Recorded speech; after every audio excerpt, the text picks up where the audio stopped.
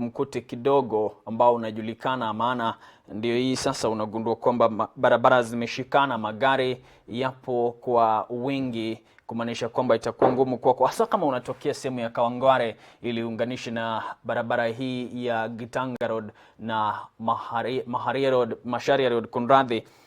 Utagundua kwamba kuna kushikana kwa barabara. Kwa wale ambao wanatokea sehemu ya Lavington kupitia kuingia katika jiji la Nairobi, labda pengine ukata kuja Lavington, bila shaka utagundua kwamba itakusumbua, lakini nataka kutafute sasa barabara ya Thika kwa wale ambao wanatokea katika barabara hiyo.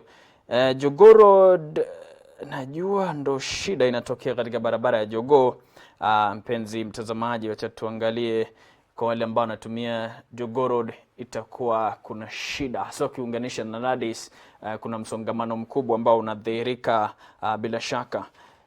Tutafute katika jiji hili la Nairobi, wacha nikutafutie barabara ya kuna Makadara vile vile. Kwa wale ambao wanatokea sehemu ya Embakasi utagundua kwamba kuna msongamano wa magari ambao unajulikana unatokea zaidi hapa. So kwa wale ambao wanaenda katika uwanja wa kimataifa wa JKIA itakuwa ni vigumu kwako kuingia katika nafasi hiyo ili upate nafasi. Kwa wale ambao wanatokea sehemu ya Kasarani Mwiki, hapa ndio kizungumkuti kinatokea in Thika Road.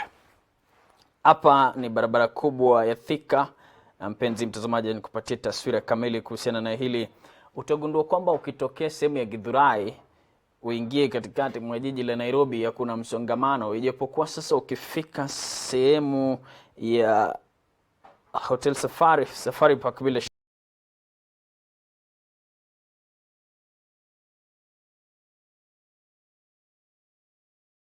tena kwamba na msongamano ambao unadhihirika rasmi, magari yameshikana. Sasa ndo upate nafasi ya kwenda katika jiji la Nairobi. Kuna shida na msongamano mkubwa unaofululiza moja kwa moja hadi upite katika Kenya Utalii College, Muthaiga Police Station. Vile vile kutakuwa na msongamano ukwenda moja kwa moja hadi Pangani. Utagundua kwamba kuna msongamano mkubwa ambao unadhihirika. Kwa wale ambao wanakata mshadhari kutokea Muthaiga, itakuwa ni vyema kwao kuingia vizuri, kwa sababu utaratibu mkubwa unadhihirika kwamba kuna msongamano, ijapokuwa kama unakutanisha na barabara ya Thika, ole wako, kwa sababu itakuwa ni vigumu kwako kuingia katika barabara ya Limuru Road. Ukitokea kuingia katikati mwa jiji la Nairobi kuna msongamano mkubwa, mpenzi mtazamaji, na huenda ikupatia tatizo ya kuingia na kuunganisha na barabara ya Thika. Hii itakuwa ni vigumu kwako, lakini ukishapata nafasi ya kuingia, bila shaka itakuwa ni rahisi kwako kuingia katika jiji la Nairobi. Tokee katika barabara ya hii Chiromo, bila shaka utagundua kwamba kama unakata kupitia makavazi ya kitaifa Nairobi National Museum kuingia jiji Nairobi, itakuwa ni rahisi kwako kuingia. Lakini vile vile ukifika sasa katika chuo kikuu cha Nairobi, hasa katika ule mzunguko, utagundua kwamba kuna msongamano mkubwa. Kwa wale ambao wanatakata mshadhari kuelekea Mombasa Road, itakuwa ni vigumu kwako. Lakini sasa hivi jiji kubwa la Nairobi, msongamano wa magari upo katikati, lakini kutokea nje ndio utakutana na msongamano mkubwa wa magari. Na mimi tutawachana na Nairobi sasa tuelekee lakini kwa wale ambao wanatokea sehemu ya Ngara vile vile, kabla niondoke Nairobi, utagundua kwamba Murang'a Road kuunganisha ili ukwenda katika Kipande Road kutakuwa kuna msongamano mkubwa, hasa katika mzunguko huu ambao upo katika Kipande Road. Vile vile Kenyatta Avenue ukishaingia katikati mwa jiji, utagundua kwamba katika ule mzunguko kuna kushikana sana. Sasa itabidi ukuwe na subira, maana usiposubiri baadaye labda pengine kutatokea ajali. Inabidi wewe mwenyewe ukuwe na subira ndio hatimaye ufike salama unakokwenda. Mpenzi mtazamaji, ni masuala yanajitokeza hasa katikati mwa jiji la Nairobi. Tutafute Kisumu tufahamu kuna nini hasa katika eneo hilo la Kisumu. Mpenzi mtazamaji, tu kwende moja kwa moja katika maziwa yale ya Kisumu. Tufahamu kuna nini katika barabara hizi za Kisumu. Mpenzi mtazamaji, kwa wale ambao wanatokea katika soko la Kibuye, ni vizuri ufahamu kwamba utakwenda taratibu, hasa ukitokea sehemu ya Freedom Park. Bila shaka utagundua kwamba ni rahisi kwako kufika Kisumu. Tuangalie kwingine vile vile wale ambao wanatokea sehemu ya sehemu ya bypass highway, bila shaka ni rahisi kwao vile vile kufika jijini Kisumu, maana hakuna shida yote ile. Mumias Road ili kukata Mshazari kuingia katikati mwa jiji la Kisumu ni rahisi vile vile, kuna msongamano wote ule unaodhirika katika barabara hizi za Kisumu. Mpenzi mtazamaji, asubuhi ya leo ni fahamu kwamba wale ambao wanaendelea katika sehemu ya Kondele vile vile ni vizuri ufahamu kwamba msongamano utatokea katika Seventh Day Adventist karibu na kanisa hilo. Katika barabara hiyo kuna msongamano mdogo na uleelekea vizuri kwa utaratibu ufike katika mzunguko mnaokutikana katika karibu na kituo cha polisi cha Kondele. Hakuna shida yote ile, itakuwa ni mtiririko bila shaka. Kisumu haina shida. Emmanuel Enonda anasema kwamba hakuna magari shangingi katika eneo hilo, ni tuktuk peke yake, jambo ambalo labda pengine nasaidia misongamano ya magari katika eneo ya Kisumu. Mpenzi mtazamaji, asante sana kwa kusalia nasi katika masuala ya barabara. Umefahamu fika kwamba kufika unakokwenda itakuwa ni rahisi kwako, na bila shaka kaange ili tukufahamishe kuhusiana na hili haswa katika taifa la Kenya.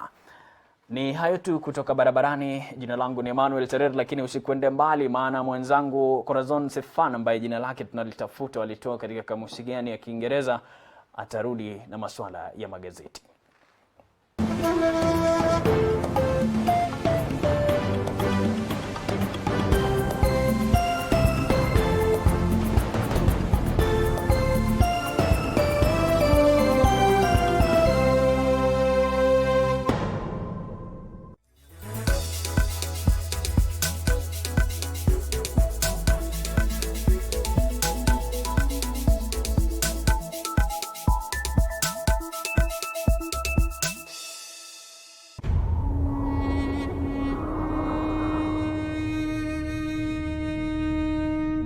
Kwa zaidi ya miaka 40 baba na mwana wakatengana.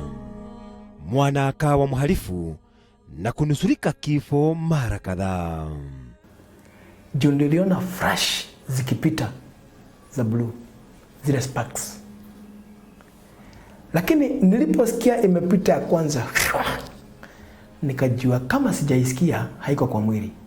Kwa hivyo twende tupatane nayo mbele. Hatimaye akaokoka na nikaenda hapo na Bwana, nikaenda nikapatiana maisha yangu kwa Yesu Kristo. Na zaidi akapatana na babaye. Ni vibwanga vya dunia ya pili, nami ni Wabugu Yusuf.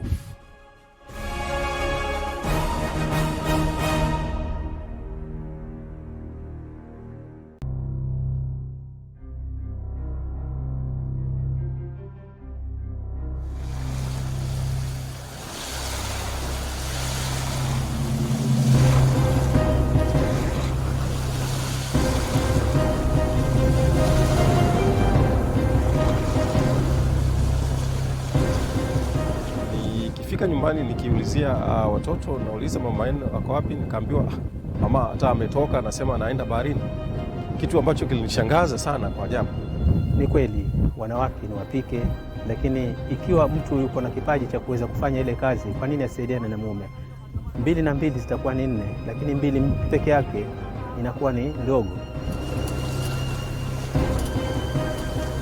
Kipindi wakati sijaingia kwenye bahari nilikuwa maisha ni magumu sana.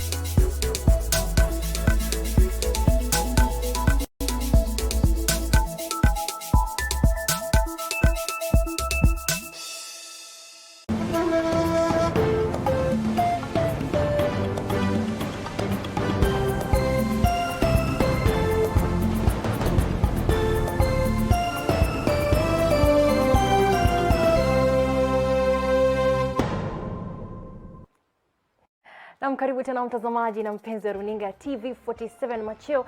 Tupo tena na tunaangalia sasa masuala ya biashara. Mwenzangu Sofia Ali tayari yupo tayari. Tumekuwa tukijiuliza katika taifa letu mtazamaji kwamba pesa iko wapi, kwa sababu tunajua kwamba GDP ya taifa letu ni kubwa zaidi, ni trilioni mingi sana, lakini kila uchao wa Kenya wanasema kwamba hawaoni pesa. Sofia Ali haya. Hujambo mwenzangu? Si jambo Koraz. Na huambia kuna baridi, weekend ilikuwa vipi? Sio mbaya, tumebebwa na maji. Sijui kama uliniona kwenye mtandao nikikutumia ujumbe. Nakwambia nikuelezea vile siwezi fika kwa nyumba saa 9 asubuhi. Niliona harafa, niliona kabisa. Pole sana mwenzangu. Sasa tunasema kwamba kuna baridi shadidi, lakini pia pesa haipo. Pesa iko wapi mwenzangu? Wengi wanasema pesa ni sabuni ya roho. Na kwa hivyo wanauliza pesa iko wapi, manake watu wengi hawaoni pesa pali iko. Na nikitaka kukuelezea hiyo, manake ni moja ya story yetu ya leo, na story yetu ya pili pia ni kuhusu usafiri wa gari ya reli. Kwa hivyo tukianza na swali hilo kuu ambalo linauliza pesa iko wapi, Korazo, ningependa kukuelezea kuwa matajiri wa humu nchini au wanabiashara wakuu ambao wewe mwenyewe pia unaweza wataja tu top of your fingers, ni kuwa wanakalia zile pesa. Korazo, ripoti ya CBK inaonyesha kuwa wanabiashara wakubwa wamekataa na pesa hizo, wameziwekeza kwenye benki na kungojea tu izae interest rates, izae interest, na kwa hivyo hawatoi zile pesa na kuwekeza kwenye biashara kama jambo la kawaida kwa wanabiashara wa humu nchini. Na wanasema sababu ya wao kutotoa hizo pesa ni kwa sababu hawajui jinsi uchumi ya Kenya inavyoendelea, na kwa hivyo wanaonelea tu ni vizuri wasitumie pesa hizo na wawekeze kwenye benki. Wiki iliyopita shirika linalosimamia mambo ya kupeana tenda humu nchini, shirika hilo la PPRA, Public Procurement Authority, walitoa neno kusema kuwa wale ambao suppliers wa humu nchini ambao wanatoa huduma zao kwa serikali na pia kwa wanabiashara wengine hawalipwi, na pesa hizo zimefika kiwango cha bilioni 150. Na mwelekezi wangu kule kwenye studio nyingine atatuchezea tu kanda hilo ili tuone. Anytime government or public money is wasted, the knock-on effect it's incalculable. It's incalculable. I'm not going to say this tender was worth 1 billion, this tender was worth 2 billion. The knock-on effect is what we're talking about. So you're talking about procurement is like corruption. Would you put a figure on corruption as a whole in this country? You can only guess. But the knock-on effect is incalculable. This is destroying the economy as far as we're concerned. If we don't clamp down on it the way we are clamping down now, it's a disease. It's a cancer that will just eat all of us. One day you'll close this business called Kenya if you continue in the vein where somebody wakes up and says, tomorrow I'm going to pay 5 billion. Tomorrow I'm going to pay 7 billion.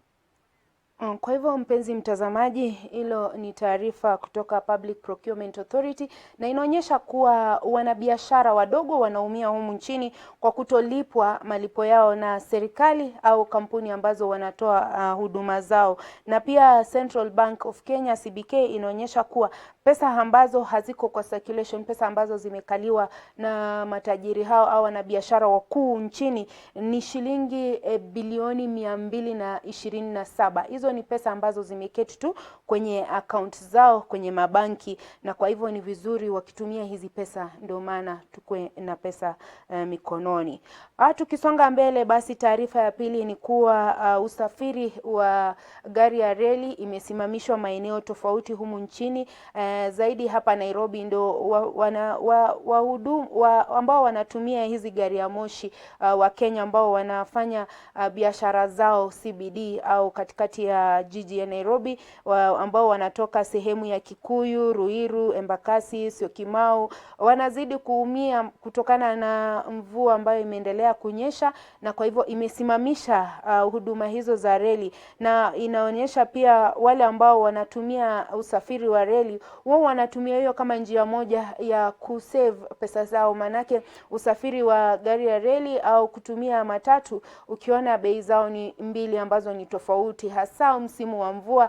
Wale ambao tunatumia matatu kutoka sehemu mbalimbali za humu hii town ya Nairobi, wale ambao wanatoka Saiza, Dono, Embakasi, wapi, mnajua kuwa usafiri wa reli unakuanga bei yake iko chini kiasi, ni kama shilingi 40 tu kutoka sehemu hizo kuingia katikati mwa jiji, na sasa ikibidi utumie matatu inamaanisha utalipa mara mbili zaidi. Hiyo ina maana kwamba unaweza lipa mpaka shilingi 80 au 100, na mara nyingi sana wakati kunanyesha kama saa hizi bei ya gari ya moshi au gari ya reli inakuwa chini, na ya matatu inawekwa hata mara mbili tena zaidi. Kwa hivyo kama unatumia shilingi 80 kutumia gari ya matatu, basi inaonyesha kuwa utalipa zaidi ya shilingi 100 kusudi ufike katikati mwa jiji. Na pia wale ambao wanajaribu kuondoa jam katikati ya town, wale ambao wanatumia gari ya reli wakileta gari zao wanaekeza katika zile stage za reli, pia wanaona kama wanaumia, na kwa hivyo lazima waendeshe gari zao wafike town. Na pia tuliona wiki iliyopita serikali ya kaunti ya Nairobi walikuwa wamesema wataenda kuongeza parking fees. Kwa hivyo mtazamaji, wale ambao wanatumia gari ya reli kwa sasa hawezi tumia kwa sababu ya mvua ambazo zinaendelea kunyesha humu nchini. Ni hayo tu kwa siku ya leo kwa yaliomo kwenye biashara. Endelea kutazama TV47 ambapo tutaendelea kukujulisha mengi na kukuletea mengi zaidi. Labda Corazon una neno kabla sijaondoka? Na shukrani sana Sofia Ali Amuhaya. Ni jambo la kusikitisha sana kwamba wale mabwenyenye ambao wako na pesa nyingi za taifa letu wamekalia hizi pesa kwa ajili ya ufisadi na mambo kama hayo, na natarajia kwamba kutakuwa na suluhu hivi karibuni. Amuhaya, kuna jambo ambalo mimi na Tere tulikuwa tukizungumza na tulikuwa tukijiuliza kwamba kati ya maisha ya mtoto wa kike na maisha ya mtoto wa kiume ni maisha gani ambayo ni magumu zaidi haswa katika karne hii? Tutasema ni maisha ya wote, Corazon. Manake wakati unaangalia ulezi, hatuangalii wale ambao washakuwa kama sisi. Unajua pia sisi ni vijana, na kwa hivyo tutasema malezi yetu yalikuwa tofauti, manake tulikuwa tunasisitizwa kuwa wanawake ndio wale wanaumia zaidi. Lakini ukiangalia mpaka sasa kuna pia wale watoto wa kiume ambao pia wanaumia kwa malezi na vile society inavyoangalia, pia wanafeel ni kama lazima waajibike na hawaelekezwi ni vipi wanafaa kuwa na mwelekezi ambao wanaeleza wale watoto wa kiume. Sana wanaume, na naona una mgeni wa kiume kwenye studio, labda baadaye mkiendelea na mjadala anaweza kukwambia ni vipi wanaume wanawalea watoto wa kiume, wanaonyesha njia ni vipi wanafaa kuishi na kuwa wanaume wa kweli humu nchini na very productive. Na Sofia, tulikuwa tumejaribu kusema kwamba ni dhahiri shairi kwamba maisha ya mtoto wa kiume ni magumu kabisa, kwa sababu lazima ajitafute, ajipate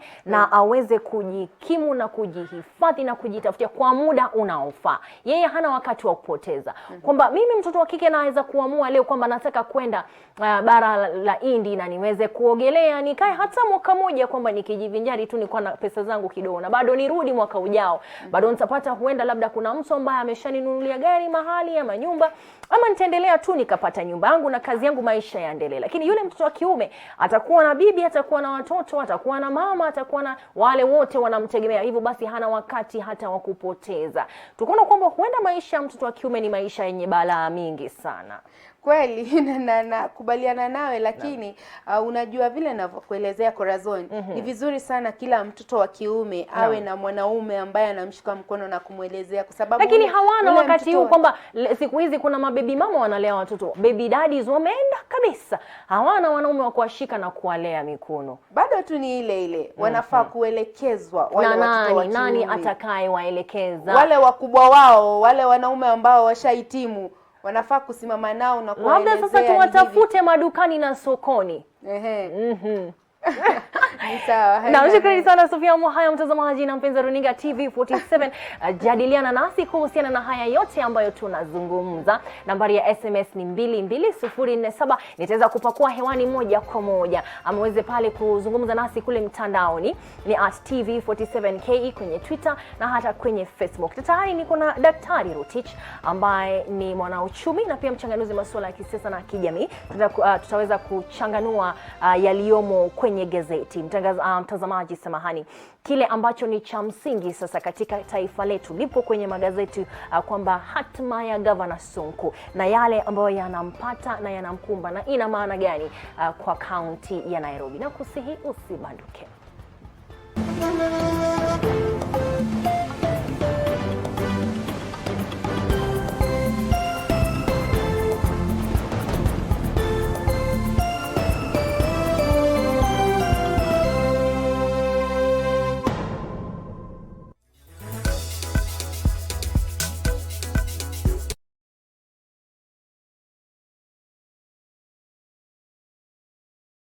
Nyumba yetu iko katika sehemu ya Lindi. Lindi ni katikati mwa Kibera slum. Ukitoka Katwekere utapass through Kisumu ndogo ndio ufike hapa Lindi. Pia kuna pahali pengine kama Darajani, Kisumu ndogo, High Rise, Soweto. Tunapenda Kibera kwa sababu hapa ndio mahali tumezaliwa, tunalelewa hapa, tunaishi hapa na wazazi wetu, tunakula hapa. Maisha huku Kibera ni mazuri, pia ni matamu. Cha muhimu tu ni wewe uamke mapema asubuhi, ujipange, ukijua kile ambacho utafanya hiyo siku ni sawa, kwa sababu siku ikienda hivyo imeenda. Kila siku kwangu ni special. Nimefurahia sana kwa mwanahabari mdogo. Hii ni opportunity kubwa sana kwangu. Napata fursa ya kutoa hadithi yangu, pia kutoa hadithi ya Kibera kwa sababu sisi ndo tunaishi huku, sisi ndo tunaielewa. Mvua ilikuadhiri kivipi? Kuja kighafla. Sasa kidogo tulijiungaona maji ikatoa tu sana kwa mkono shwe. Lazima tuseme hadithi ya ukweli. Jina langu ni Sylvia Dhiambo na hii ni TV47. Dunia imegawanyika kuwili. Dunia vichungu na dunia vitamu. Raha, karaha. During hiyo wakati mtoto alikuwa anakaa anagonjeka, kila wakati anagonjeka. Thuluma. Ungekuwa na sherehe yote nilikuwa nalazimika kufungia watoto kwenye nyumba. Ukuta kupika kona aende huko na kula risasi. Kufika pale naongea kisu ya ami, kichwa naenda peke yake. Mapenzi na ukatili ni baadhi ya vigezo vinavyotenganisha dunia hizi. Huenda ukawa katika dunia moja leo na kesho ukaingia pili. Tunazama kwenye dunia hizi, tukiibuka tukujuze. Kipindi ni Dunia ya Pili, runinga TV47, nami ni Wabogo Yusuf.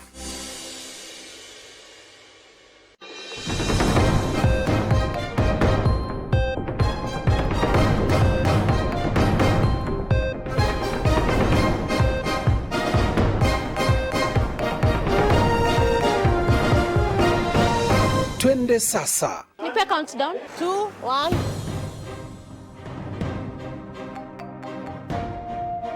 Subiri kuona iwapo suluhu la kudumu litapatikana kupitia mahakama hii ya upeo. Hapa ni mjini Meru. Tupo katika eneo la Wetavia, kaunti ya Kiambu. Hivi leo tuko Nairobi Cinema. Hapa ni Kina, ukipenda Kinango.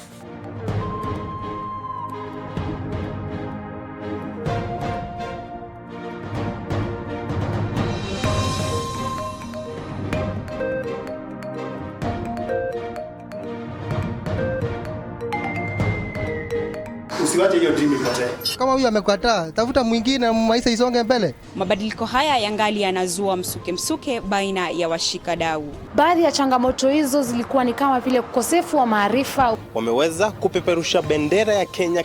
Tutaingia kwenye mapumziko kidogo. Chavi!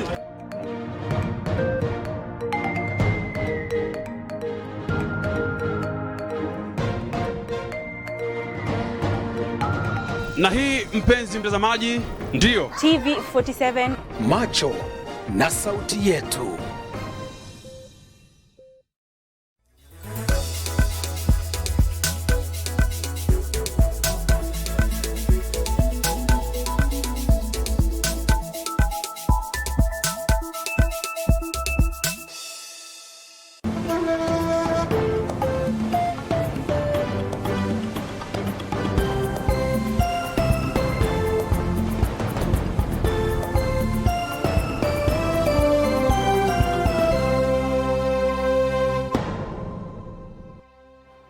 Naam, karibu tena mtazamaji na mpenzi wa runinga TV47.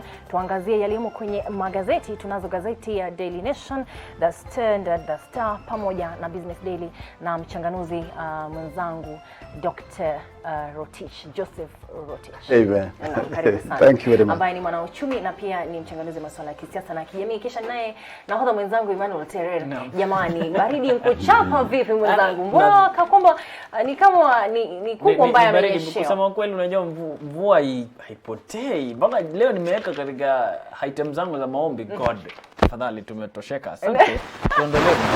Lakini unakumbuka fulani peke yako, kwa nini baridi ya kuchapa hivyo? Kama tuangalie gazeti hilo. Nakumbuka kwamba unaweza pia kuchangia ukitumia nambari ya SMS 22047. Ukurasa wa kwanza, why Uhuru yet to name new auditor general. Taarifa hii imeangaziwa kwa undani katika ukurasa wa 4 na 5 kwamba bado tunamtafuta yule ambaye ataweza kuchukua nafasi yake Edward Ouko, na kuna majina matatu ambayo alikuwa amepewa Rais Uhuru Kenyatta, lakini hajaweza kukubaliana na jina lolote kati ya yale majina ambayo alikuwa amepewa. Majina haya yakisemekana kwamba kutoka maeneo ya Nyanza, maeneo ya Eastern na maeneo ya North Eastern. Kisha inaonekana kwamba serikali sasa inataka mtu ambaye ataweza pia kuzingatia reputation ama ile picha ya serikali kwa ujumla. Na tunajua kwamba kumekuwa na masuala ya ufisadi kutokana na ukaguzi ambao unatolewa na afisi ya Auditor General ama mkaguzi mkuu. Tunajua kwamba masuala kama fedha za uwezo zilifujwa pale, na tukajua kuhusu haya kupitia afisi ya mkaguzi. Afya House kulikuwa na ufujaji pale, Kimwarer, KPC, na pia tunajua kwamba Eurobond na yale masuala makubwa. Unadhani kwamba linafanya serikali kuwa labda na kibaridi ya kuweza kumteua mtu ambaye huenda hata kuwa na huruma kwa serikali? Kwa maoni yangu ya kwanza nataka kumrudisha asante sana. Kumshukuru Mr. Ouko. Ouko amefanya kazi nzuri. Kwa wakati wake wote akiwa akipekua mambo ya fedha, vile matumizi ya pesa ya serikali vile imekuwa.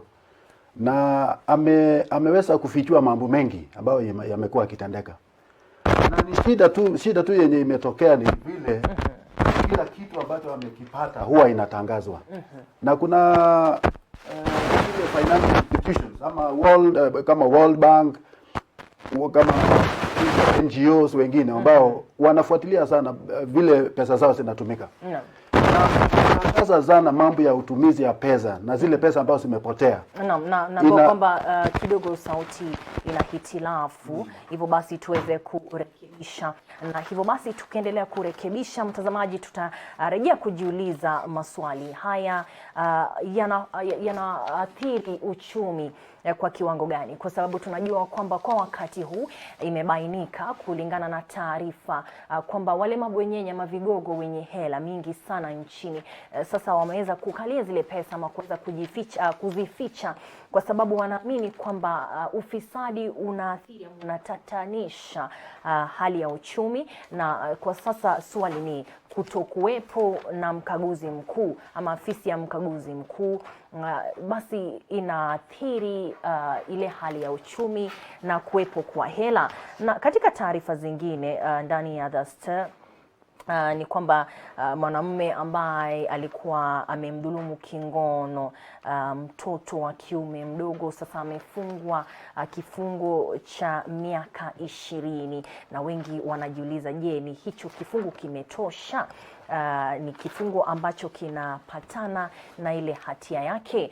Na tena katika ukurasa wa 12 ambao pia ni taarifa kuu ni kwamba nchi ya Ethiopia ama Uhabeshi sasa inaelimisha taifa la Kenya kuhusu ugaidi, kwani wanasema kwamba wamekuwa wakipigana na haya tangu enzi za jadi. Naam, Daktari Rotich, najua kwamba sauti yako imerudi thabiti. Tulikuwa tukielezana kuhusu afisi ya mkaguzi mkuu na kutokuwepo kwa mtu wa kuchukua nafasi ya Edward Ouko. Hii ofisi ya ukaguzi mkuu wa fedha ni ofisi kubwa kwa hii nchi yetu. Na vile tuko saa hii unaona ufisadi imekithiri kwa hii nchi. Na Ouko ameweza kufichua mambo mengi ambayo yamefanyika katika hii matumizi ya pesa kwa hii nchi. Na kwangu nashukuru Ouko amefanya kazi mzuri sana. Ile mahali penye anaweza kuwa ametekuka ni kuonyesha dunia ama kufijua openly kama corruption, hata ile ndogo, ngawacha kuna corruption ndogo na kubwa, ni kitu ambacho kimeumiza nchi hii na ni kitu ambacho kinaendelea kila mahali. Kwa kufanya hivyo, the donors wengine hata wenye wana finance mambo ya health, wana finance mambo ya NYS, wana finance hizi mambo zote ambazo zinafanyika. Sasa wamekuwa more careful kupatia pesa nchi hii. Sasa ndipo sababu viongozi wa hii nchi lazima waangalie kwa uangalifu. Ngawaje tunapigana nafasi. Naam, kidogo niweze kukata hiyo kauli yako, tunarejea. Samahani mtazamaji, tunazo picha za moja kwa moja kutoka EACC ambapo Governor Mike Mbuvi Sonko anatolewa kwa sasa.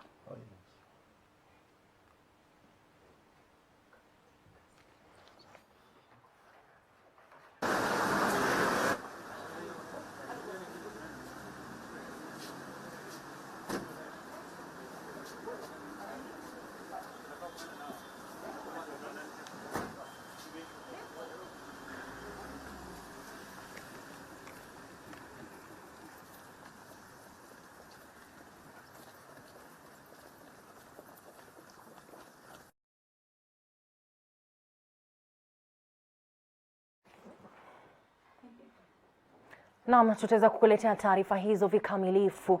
Gavana Mike Sonko ameshtakiwa na kosa la ufisadi, na kwa sasa inasemekana kwamba kesi yake huenda ikasikizwa kule Voi, lakini haijathibitishwa kwa sababu pia alishtakiwa na kule kudhulumu maafisa wa polisi ambao walikwenda kumtia mbaroni. Tutaweza kukuletea haya moja kwa moja hapa katika runinga ya TV47.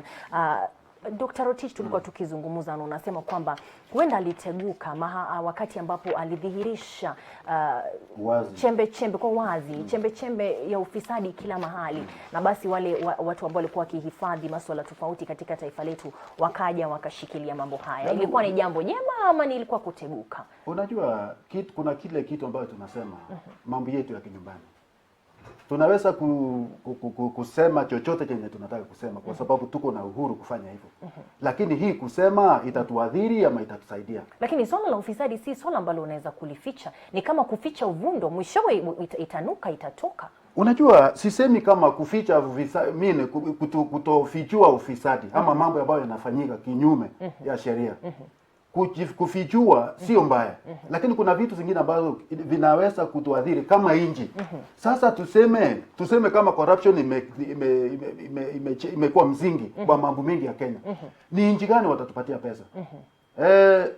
Umeona His Excellency the President amekuwa akienda nje, ameenda China, ameenda Japan, ameenda wapi? Ili kuwasihi hawa wache wa invest in this country. Watoto wetu ama vijana wetu wapate kazi. Sasa ukiwa huko kando hapa unavichua yale yote ambayo tumefanya. Angelifanya nini? Kwa sababu afisi ya ukaguzi, jukumu lake ni kuweza kukagua kama pesa za umma zimetumika vizuri ama vibaya. Na iwapo haijatumika vizuri, anafaa kuongea ama anafaa kutoa ripoti. Angelifanya vipi? Wacha nikwambie. Kama sasa vile mambo inafanyika kwa mambo ya wenye wanashika ufisadi, wenye those people who are suspected or alleged or partially corrupted. Kuonyesha dunia yote kama kuna hii ambao tunafanya. Hata hapa pesa kama sasa tuseme Ministry of Health. Isemekana pesa hizi zote zimeibiwa. Sasa hao donors wenye wanatusaidia. Basi angelifanya nini na ripoti yake? Kwa sababu baada ya kupata ripoti ni lazima awasilishe ripoti. Kwa maoni yako, wacha nikwambie hii report. This report, it is meant to be consumed by who? Is it public or for the law to take its own course? Lazima tunapotangaza jambo, lazima tujue yule consumer atatumia hiyo information kwa kufanyia nini. Kwa sababu tukitangaza kila siku, imefanyika hii, imefanyika hii, vile inatangazwa na magazeti, wanatafuta ile kitu ambayo itauza kwa magazeti. Mtu huenda kafikiria kwamba shida basi si kudhihirisha, ama shida basi si kule kujaribu kuficha ama kupelekea wale watu ambao wanafaa kuhukumu wafisadi. Shida basi ni ufisadi wenyewe. Mbona ufisadi ule upo? Kabla hatuja mlaumu yule ambaye amedhihirisha swala la ufisadi, mbona upo? Lakini kwa kila familia, kama tunaendelea kama tunataka wafadhili waje katika taifa letu, mbona tusikemee wafisadi ili waache ufisadi ndio wafadhili waje? Mbona tunamkemea yule ambaye amewasilisha ripoti ya ufisadi? Hakuna mtu ambaye anakataza ufisadi. Nani anakubali kama ufisadi endelee? Hakuna hata Mkenya hata mmoja ambaye. Lakini kile ambacho tunaona hata rais mwenyewe vile anaonelea, anataka yule mtu mwenye ataheshimu hii nchi kwa kutofijua mambo mengi ambao it is meant for our own administration. Isn't that going to kill the country's economy? Wakati ambapo watafuja na hakuna mtu ambaye ataweza kusikia, kama umma haitajua kwamba pesa imefujwa, wataendelea kufuja tu. Lakini shida mahali penye iko, unajua the whole approach is counterproductive. Tukisema tutangaze kila kitu, hata ile kitu kidogo ambayo inafanyika kwa hii nchi. Let me tell you, kila familia iko na siri yake. Hata uwezi ukasema Amerika hakuna corruption, ama Urusi hakuna corruption, ama mali kwingine ambao tunawaheshimu. Lakini wanachua vile wanachitunza hawa wenyewe. Mambo yao iwe ya kindani, ni kama familia. Kama sasa familia yako, huyu baba, huyu mama wakitopoa kila kitu uchao kwa kila mtu, hiyo familia itasimama kama familia? Itakuwa na shida kweli. Naam, mtazamaji, tuweze kupata kauli yake Fiona Kenga ambaye anafuatilia lile tatizo ama yale masaibu ya Governor Mike Mbuvi Sonko. Sana mtazamaji na pia kwako Corazon, natumai hujambo. Tuko katika pilka za kufuatana na gavana wa Nairobi Mike Sonko, ambaye sasa kwa gari ambayo iko mbele yetu ya nambari ya usajili KCK 801Z ndio inayompeleka katika mahakama ya Milimani, ambapo anatarajiwa kuweza kushtakiwa kwa mashtaka ya ubadhirifu wa fedha za kaunti ambazo ni za umma. Yeye pamoja na maafisa wengine takriban 9 hivi ambao wanafaa kufikishwa mbele ya mahakama hii leo. Na tumeweza kutoka katika jumba la Integrity ambapo tumeweza kumwona Governor Mike Sonko akiwa ameshikiliwa na ameingizwa katika gari, na ndio hilo gari ambalo tunalifuata unyo kwa unyo kama mnavyoona moja kwa moja vile picha zinazokukujia kwenye runinga yako. Kwa sasa tunaelekea katika mahakama ya Milimani, ambao kwa sasa tuko kama dakika chache hivi tu, chini ya dakika 5 tutakuwa tumefika, maana tuko hapa eneo la Upper Hill tukielekea huko. Na Governor Sonko anatarajiwa kuweza kushtakiwa kwa madai ya ubadhirifu wa fedha za kaunti ambazo ni takriban milioni 375 ambazo anadaiwa kufuja yeye pamoja na maafisa wengine. Moja kwa moja tutaweza kuwapatia mambo ama baadhi ya vitu ambavyo vinajiri usalama eneo hili. Kama mnavyoona, kuna maafisa wa polisi ambao wameweza kuwekwa kuweza kuangalia mambo ya usalama eneo hili, maana inadaiwa kuwa kuna vijana ambao wanaweza kuja kuanza cause trouble ama kufanya fujo mahali hapa katika eneo hili la Milimani Court.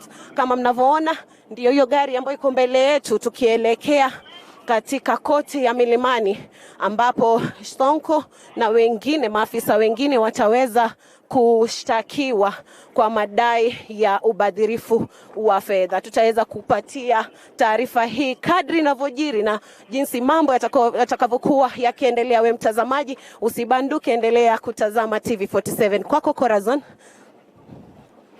Na shukrani sana Fiona Kenga ambaye yupo unyo kwa unyo na hayo magari ambayo yanamsafirisha Governor Sonko. Terer, mwenzetu anatembea mguu na anakimbizana na magari. Bila shaka ni kazi ambayo ni ya kujituma. Mimi husema kila wakati waandishi wa habari ni wito. Kama una wito ndani yako ama raghba au passion, huwa ni ngumu sana wewe mwenyewe ujitume kwa sababu ndio kazi inanyesha na bado yeye na nguvu zake zote. Ile Fiona unamfahamu kwamba mbio zake vile vile anazo, sasa ndio anakimbia gari lile kuona kwamba taarifa inamfikia mtazamaji. Kumbuka mtazamaji, namfahamisha kitu kimoja kwamba runinga ya TV47 ipo ange kwa minajili. Ipo ange kwa ange na inatuleta katika taarifa iliyoko katika ukurasa wa kwanza wa The Standard ambapo governors disown Sonko.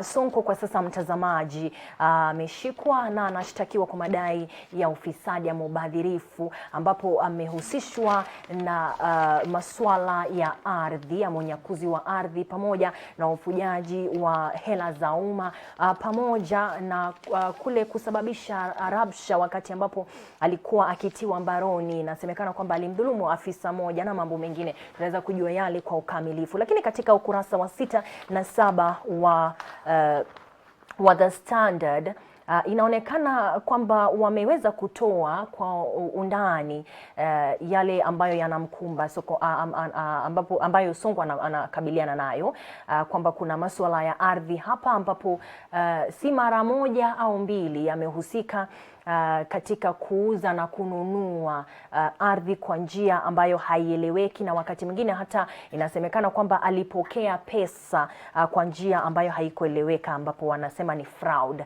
na mambo kama yale. Lakini kwa sasa magavana wamejitenga daktari, kwamba hawajamtetea, hawajajaribu kumtetea. Council of Governors waliweza kujitenga na ni kama wanamtaka aweze kujibu mashtaka kivyake. Is this what was expected?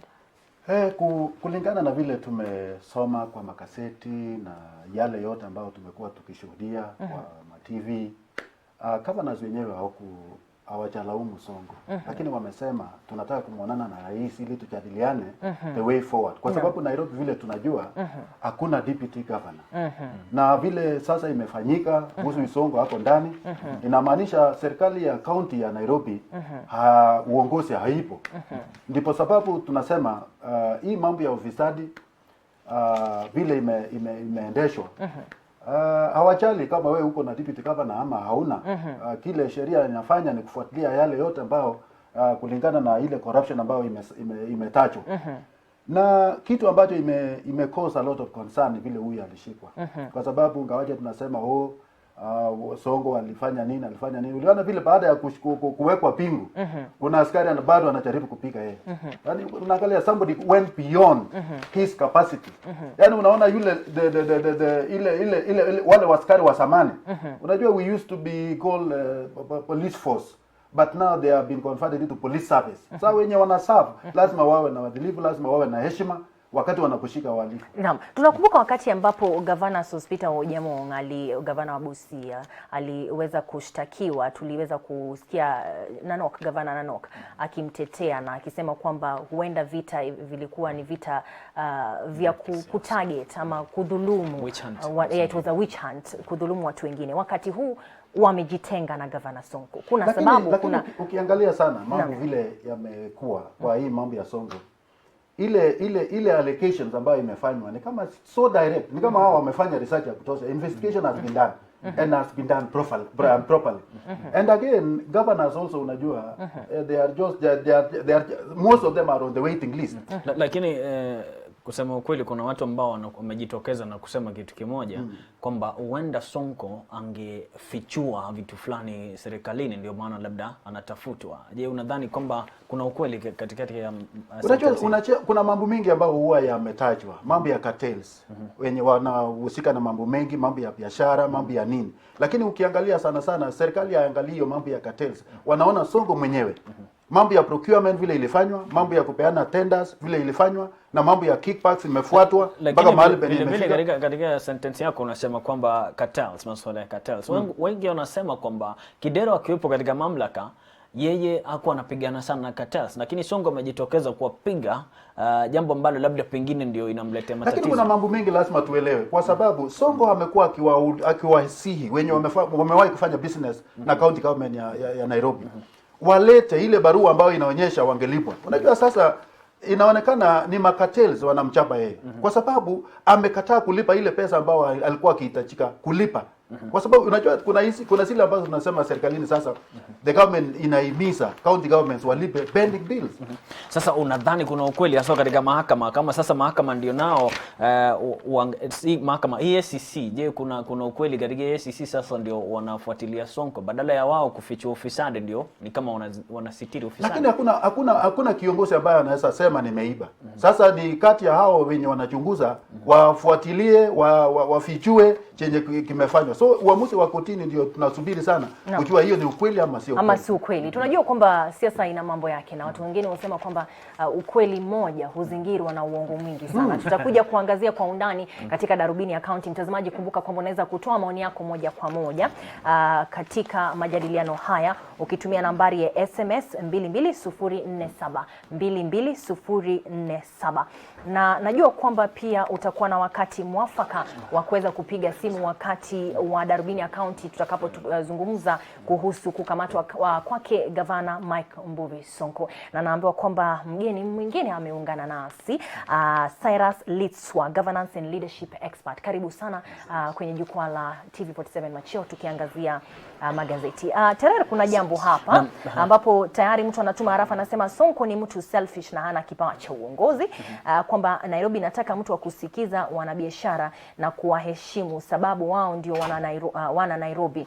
Manjoro Kahanya kutoka KM Kenyatta University. Shukrani sana. Endelea kutazama TV47. Nitaweza kusoma maoni yako moja kwa moja hewani. Naam, tukiangazia tena kwa undani gazeti ya The Standard ni kwamba sasa wale watu ambao walikuwa wameathirika na mafuriko West Pokot hawana mahali pa kuenda. Wamesema we have nowhere to call home, say survivors of West Pokot landslide. Na ni jambo lenye uchungu sana kwa sababu hata Jumamosi walikuwa wakisema kwamba bado kuna miili ambayo haijapatikana. Na vile vile Corazon, kumbuka kwamba Cyrus Oguna ambaye ni msemaji wa serikali alijitokeza moja kwa moja kusema kwamba watafadhiliwa na watapatiwa misaada. Sasa labda pengine tutajua kutoka kwa wachanganuzi na pia jambo lingine ambalo linaendelea kusumbua wengi, nimepoteza hilo, nitalipata tena. Dr. Rotich, West Pokot ama Pokot Magharibi, mmonyoko wa ardhi, watu wamepoteza maisha. Sasa tunaambiwa kwamba serikali itaweza kuwafadhili na mambo kama yale. Maoni yako ni ipi kuhusu hayo? Naamini hii mambo ya West Pokot, hiyo tragedy imekapilika na kuna siasa mengi imeingizwa. Kwa sababu tumeambiwa kumekuwa na KDF huko chini, kumekuwa na watu wa Red Cross, na vile vile madaktari. Na madaktari wamepelekwa huko. Inakuwaje kama kuna watu ama kuna miili ambao bado wako chini? Mimi naona siasa hapo. Kwa sababu serikali tayari iko kwa hiyo dunia. Na tumejua hata wakati Ruto alienda alipeleka madaktari huko. Tumesikia KDF wako huko. Sasa na hata wenye wamesanya chakula wameenda huko. Sasa kusema ukweli, kama hao bado wenye wameadhika, tuseme bado wako nje. Hapo si nani akina chini wa mali walikuwa wameenda huko wanafanya ukakuzi kwa ile the magnitude of the damage or the magnitude of the destruction that was made.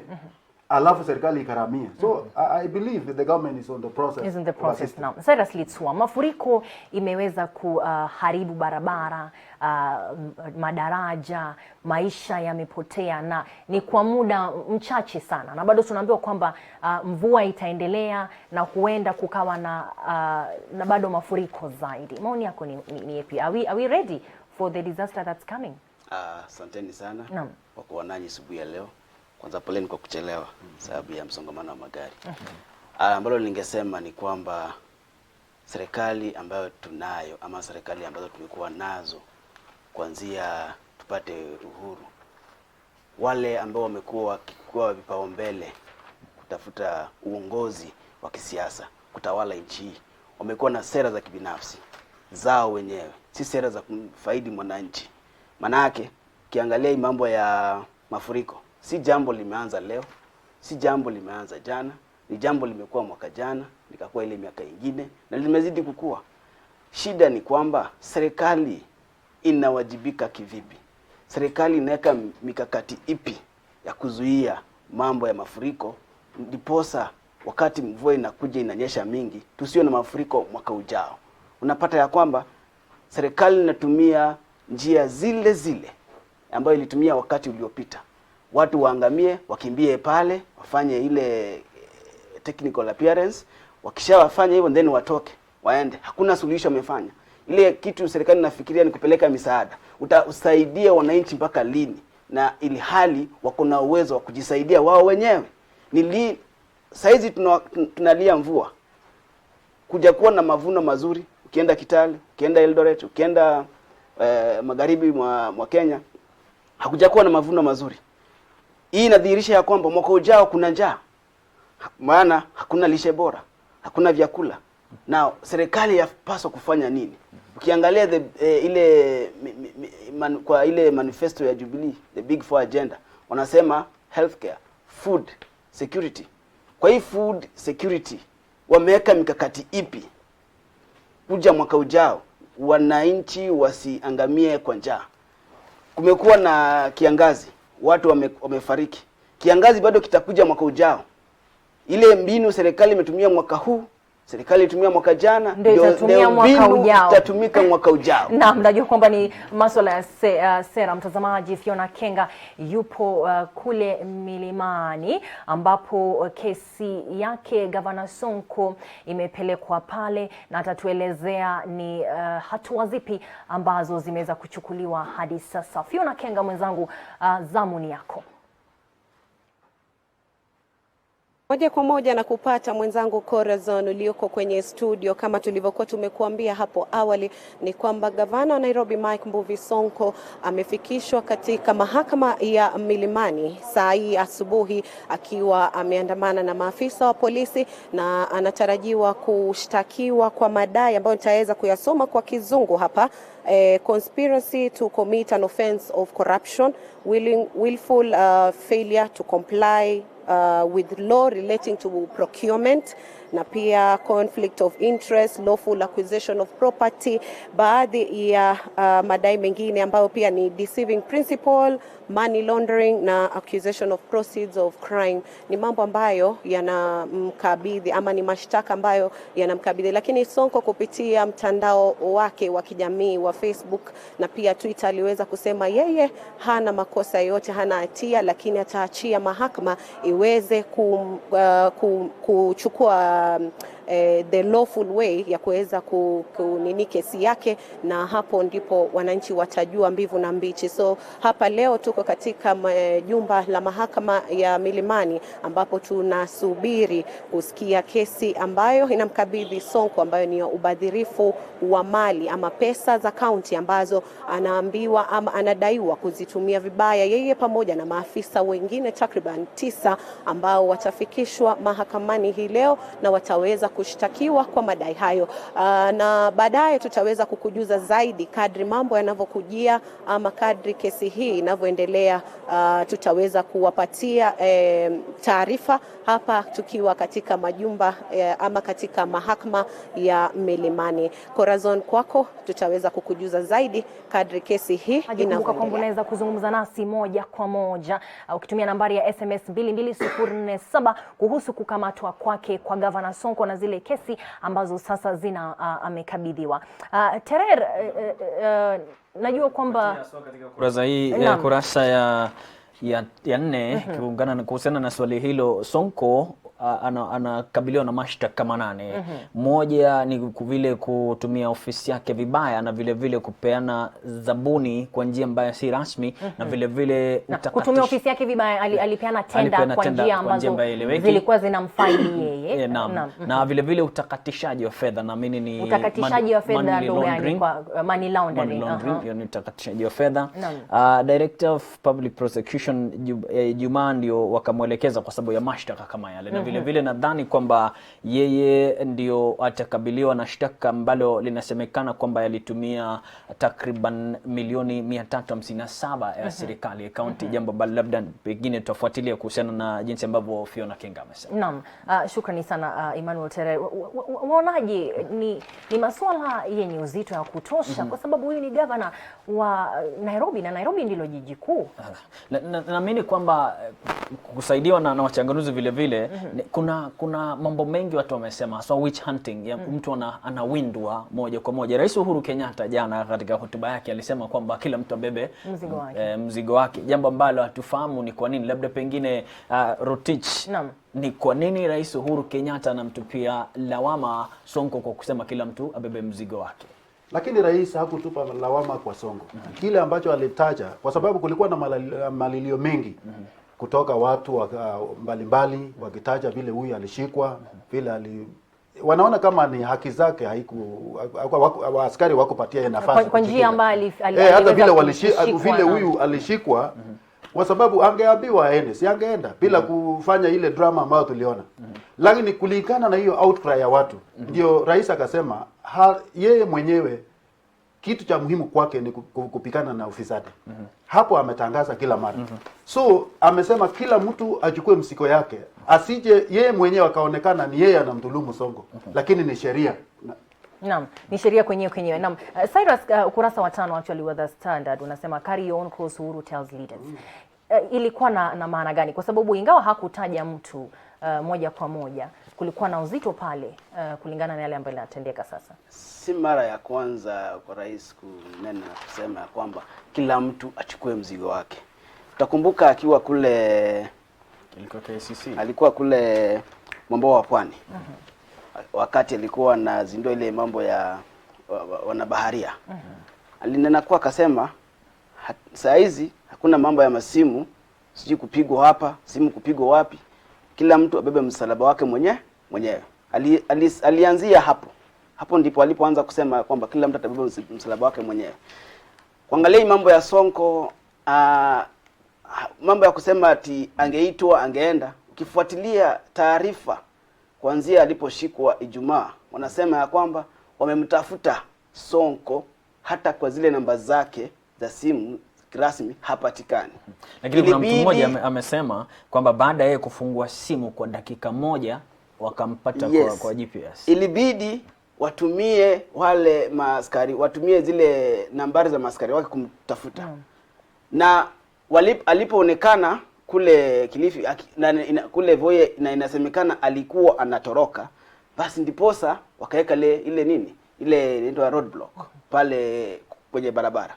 Ndiposa waweze kufanya kumshika. Sababu inasemekana kwa nini polisi walitumia njia ile kumkamata Sonko? Inasemekana alijaribu kufanya kutoroka na amekuwa akijificha polisi.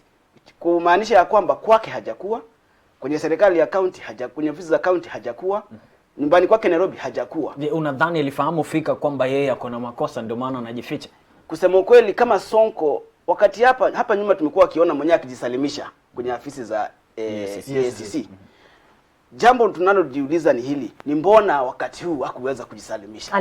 Mbona wakati huu aliweza kupigana na mapolisi wakati walienda kumshika? Kama hangekuwa hana hatia basi hangepigana na wao, angejisalimisha na aseme basi mimi ndio huyu ule mnayetafuta, basi nichukueni kama ilivyo desturi yake. Najua kwamba alimtafuta baada ya saa 11 ni Sonko tunajua, na tunajua ile mbinu yeye hufanya vitu. Wakati anajua hako sawa, angejipeleka mwenyewe. Naomba tumalizie kwa sababu tutakuwa na wakati wakati mwafaka kuweza kuangazia masuala ya Sonko moja kwa moja. Gazeti ya The Standard ukurasa pili, government and sport as disaster now claim dozens. Kule kuanguka kwa jumba kule Tasi, anajua kwamba tutaweza kuangazia na kupata pale mtandaoni kwamba kulikuwa na familia 22 ambao walikuwa wanaishi pale na watu walikuwa kifukuliwa na kulikuwa na maafa ya watu 5. Youth arrested over fears of disrupting Ruto event.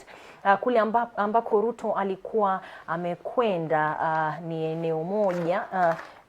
Tereru, wakumbuke ilikuwa eneo gani? Giakanja High School kule Nyeri. Naam, ambapo kulikuwa na vijana, kundi ya vijana, kundi mbili, kundi moja kieleweke na tanga. Kulikuwa na t-shirts za Uhuru's bedroom na kisha 2022 politics, na wale watu wanasema kwamba vikundi vya tanga viliweza kuchukua zile t-shirts vikachoma, na baadaye polisi wakaja wakasaidia. Ukurasa wa 12, Meru among regions with high stomach cancer, kwamba imebainika kwamba saratani ya tumbo inapatikana kwa wingi sana maeneo ya Meru. Is Tanga teams sudden support for BBI genuine?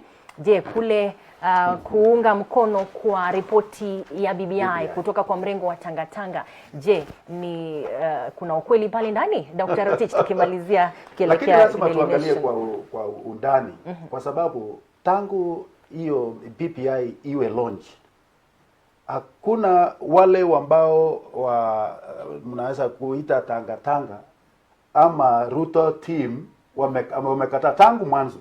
Sio saa hii tu, kwa sababu wamekuwa wameshikilia hapo. Baada ya kusoma tu kidogo wakasema hii ni kitu ambayo tutaweza kupea usito kubwa, hata kama kuna kitu ambayo tutarekebisha ni kidogo sana.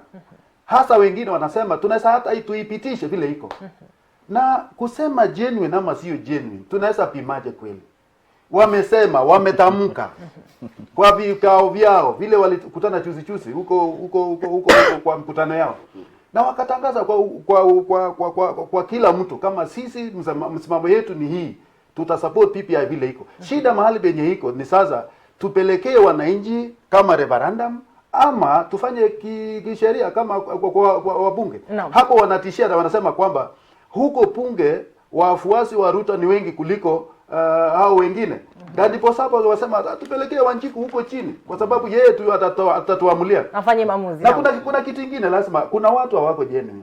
Kwa sababu wamecomplain at PPI hata sehemu ya the prime minister's position that they were expecting a more executive prime minister and not the way it is seen now. Inaonekana vile watu wanasema huenda wakati walipokuwa wakiona vile inji wamereact wakaona wacha tufanyie ukarabati kidogo alafu tumpelekee Wanjiku huko watupee hii executive. And that is where the problem is. It is not about accepting the PPI as it is.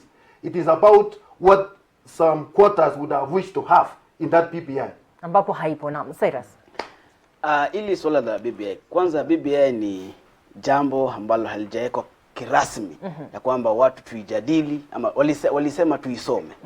Lakini tusije tukasema niko pande hii ama ni pande hii. Sababu hiyo si bill. Kitu ya kwanza ni mapendekezo. Naam. Wakati ambapo BBI haikuwa imetolewa wazi, ilikuwa inaonekana ni kwamba ingeleta mgogoro kati ya naibu wa rais pamoja na handshake yenyewe. Yes. Na ilikuwa inaonekana kwamba ni mswada wa handshake ambayo ilikuwa imemtenga Ruto. Lakini kwa sasa tunaona Ruto ameamua kuunga mkono. Ni kuunga mkono kwa ukweli? Mahali umekuwa na changamoto ni mahali watu walidhania ya kwamba naibu wa rais atakataa kukubaliana na madai ya BBI. But jambo la kushangaza, wanaopinga BBI wenyewe ni wale ambao walikuwa wanaisukuma. Wakina Atoli walikuwa kwanza kupinga BBI baada hiyo kuwa launched. Mara hii mambo ya prime minister, mara hii mambo jia nini haijasemwa vizuri. Jana nikaangalia kwenye gazeti la Standard. Una mmoja anasema ya kwamba mmoja wa wale viongozi walikuwa pale mbele wanasema ya kwamba hii mambo ya BBI haijaangazia mambo ama swala la mashamba land, whereby si mambo ya uchaguzi ama mambo ya IBC inafanya watu tunapigana kila mara, ni mambo pia ya mashamba. Wakati tunakuja unasema hapa ni kwetu, wewe nenda kwenyu. Juzi tumeona kule Nandi kile ambacho kimefanyika.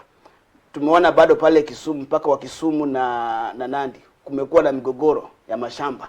Jambo kama hili linafaa liangaziwe kwa ukina kabisa. Ndipo sasa tuweze kupata mwafaka na suluhu ambalo litafanya Wakenya tukae pamoja. Wakenya tuishi pamoja.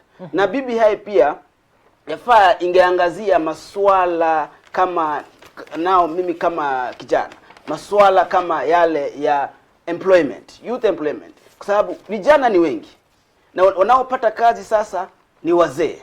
Hawa vijana ambao wamesoma, shule saizi zimeanza kutoa wale maafala ambao wamemaliza vyuo vyao, wamekuja huku nje. Sawa, wamefuzu, kazi zipo wapi? Serikali na hiyo mambo ya BBI ingeangazia sana hawa vijana ambao ni idadi kubwa ya nchi. Tutawafanya namna gani? Naam, kwa masuala ya ajira. Kwa masuala ya ajira. Naam. Daily Nation, gazeti la Daily Nation ukurasa wa kwanza, Raila leave 2022 talk out of BBI, na anaenda moja kwa moja katika ukurasa wa 5, anasema Raila mwenyewe anasema the BBI report is not my ticket to State House in 2022. Ni masuala ambayo yanajitokeza vile vile katika kurasa ifuatayo. Ni la kuchekesha mno Corazon. Kanyari unamkumbuka yule jamaa mmoja sasa amejitokeza tena na ameanza kusema kwamba ataendeleza shughuli yake at Pastor Kanyari's church. One has to plant a seed to receive blessings. Sasa amerudi baada ya kufanyiwa ili alipatikana baada ya kufanyiwa uchunguzi kwamba yeye anashiriki sana swala lile, na vile vile kule Rwanda kulifanyika masuala ya a good future for African youth dominate katika kongamano ambalo liliandaliwa kule Rwanda.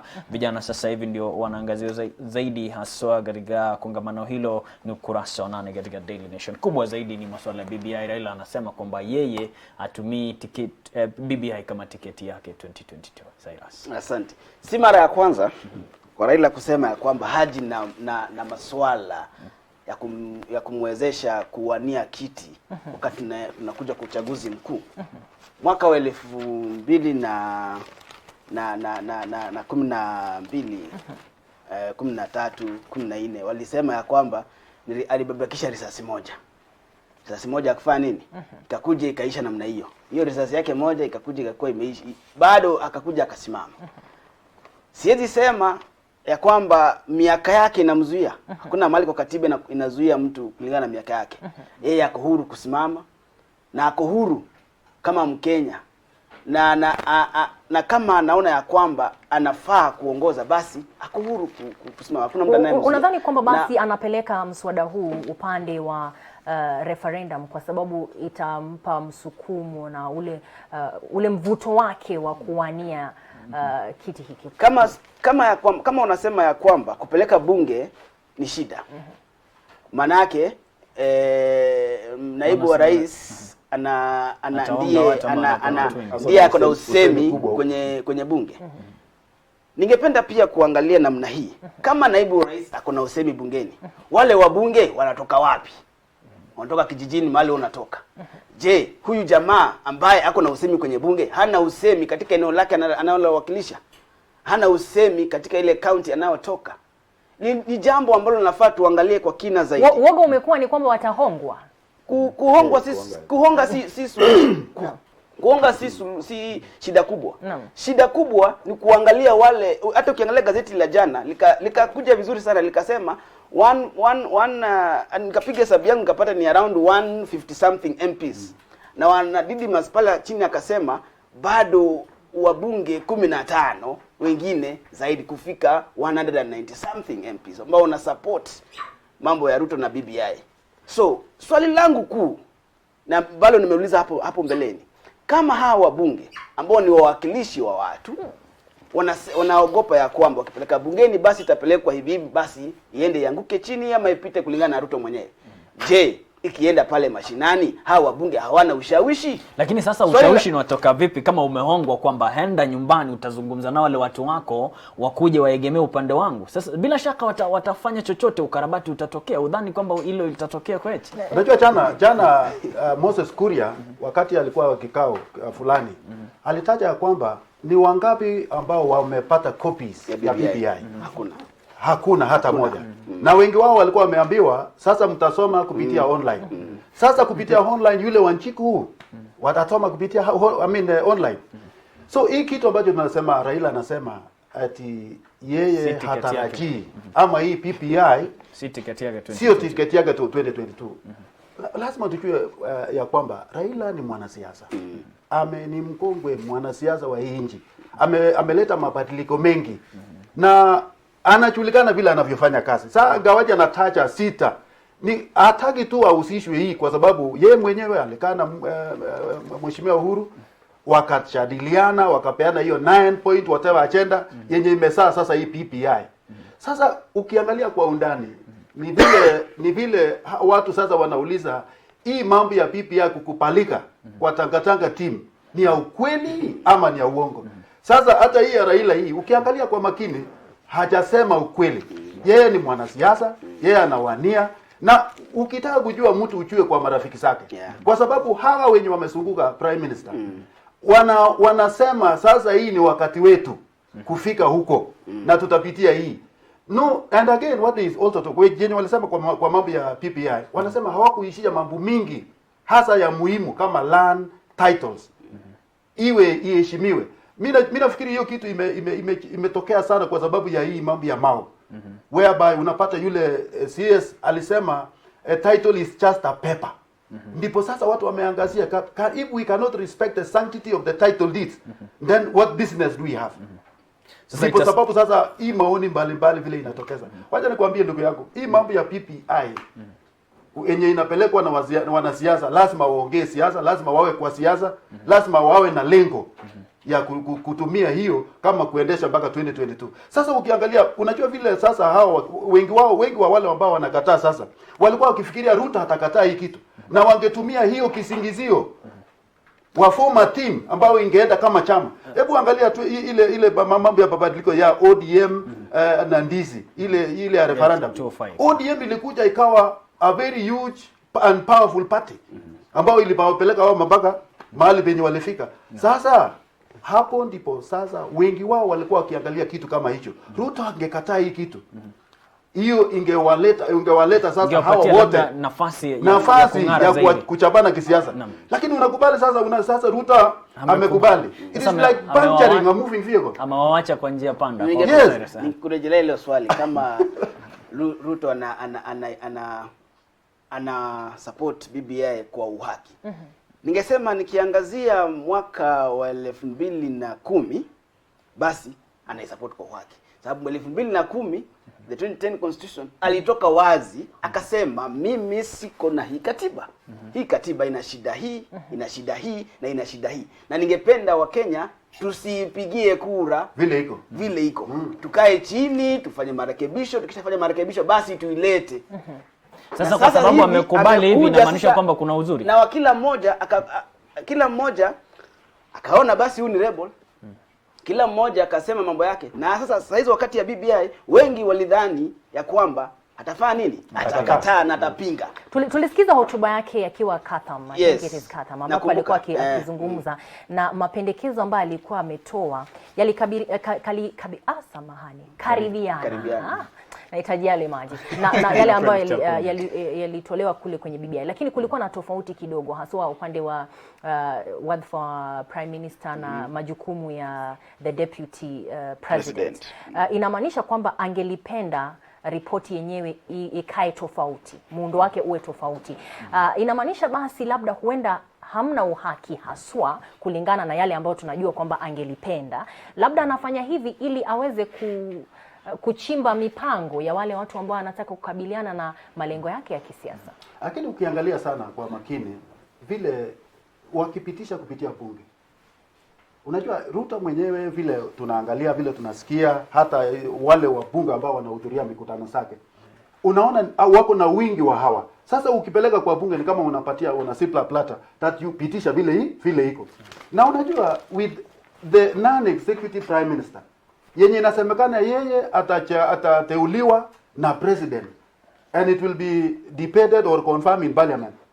Sasa ukiangalia vile mambo iko sahihi kwa hii serikali ya Uhuru na Ruto watapitisha kweli Raila awe president of the republic, awe prime minister of this republic? Naam, ni swali kuu, lakini wakati huu tukijiuliza Ruto anaunga mkono BBI as a principle ama as politics? Kwa sababu kama ni principle basi inamaanisha kwamba anakubaliana na yale ambayo yamependekezwa. If it's politics basi ni anania ya kukabiliana na wale watu ambao walikuwa wamepanga kumwacha ama kumtenga katika mswada huu mzima. Wenye wako na hii mchezo wa PPI ni wanasiasa.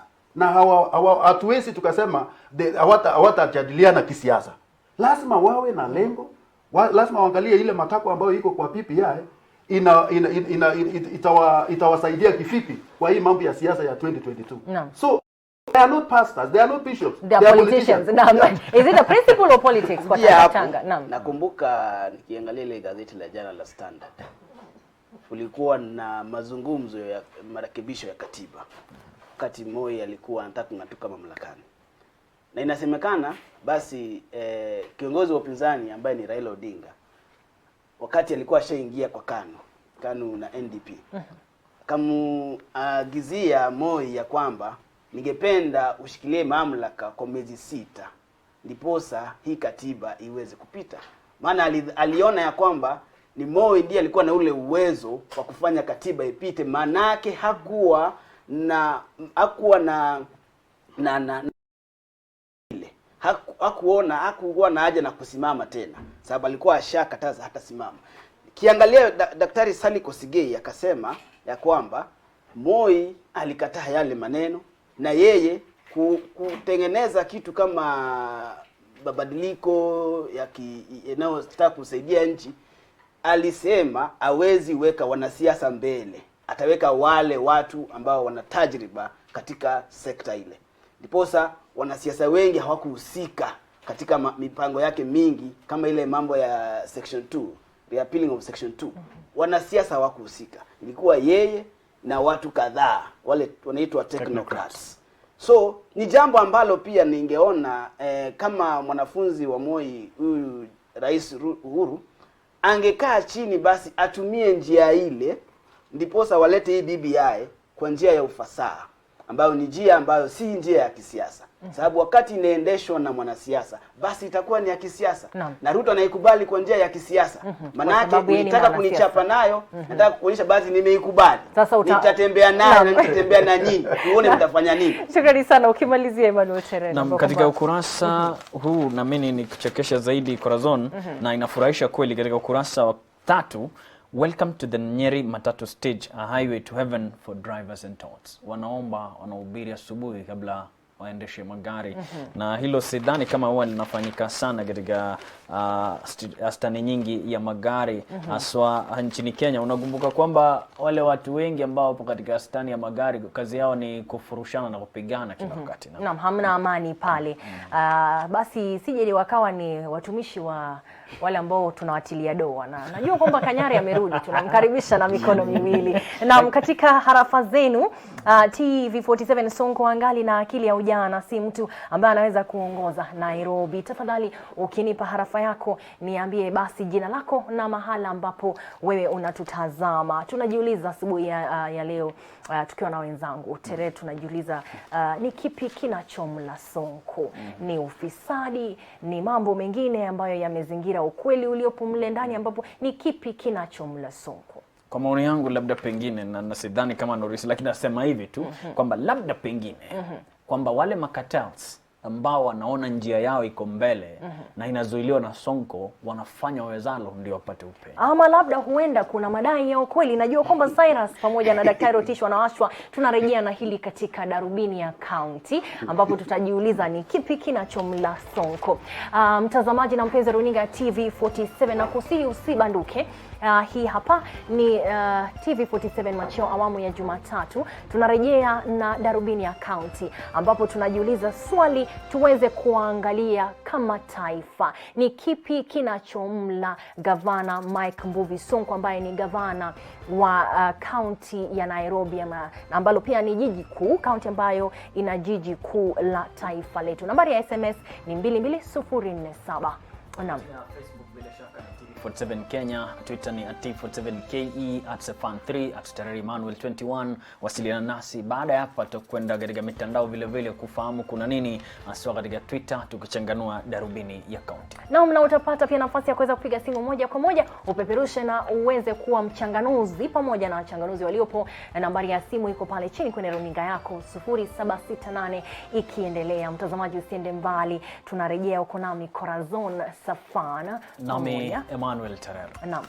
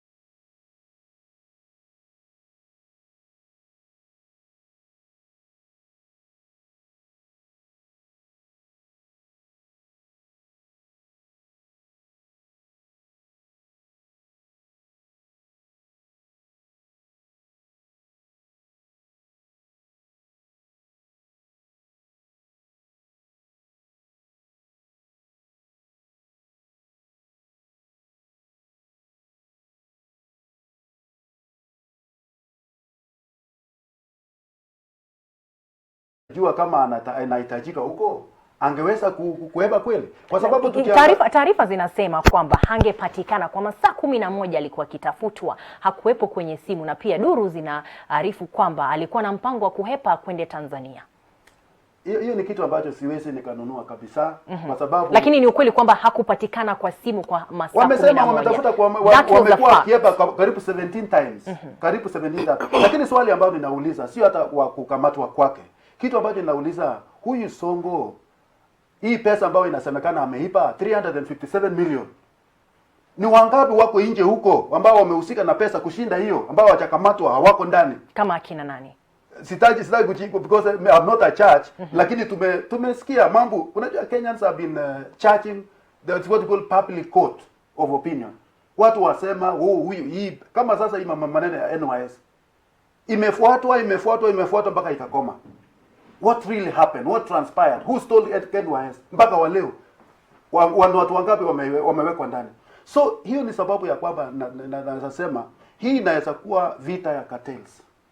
Hii inaweza kuwa vita ya yeye kutochakua deputy yake, kwa sababu kulikuwa na interested parties ambao wangepata kuona Sonko akimteua mtu fulani au watu fulani wawe deputy wake. Kuna mambo mengi ambayo zimesurround this thing. Ukiangalia sana kwa makini, unaona siasa ndani yake tena.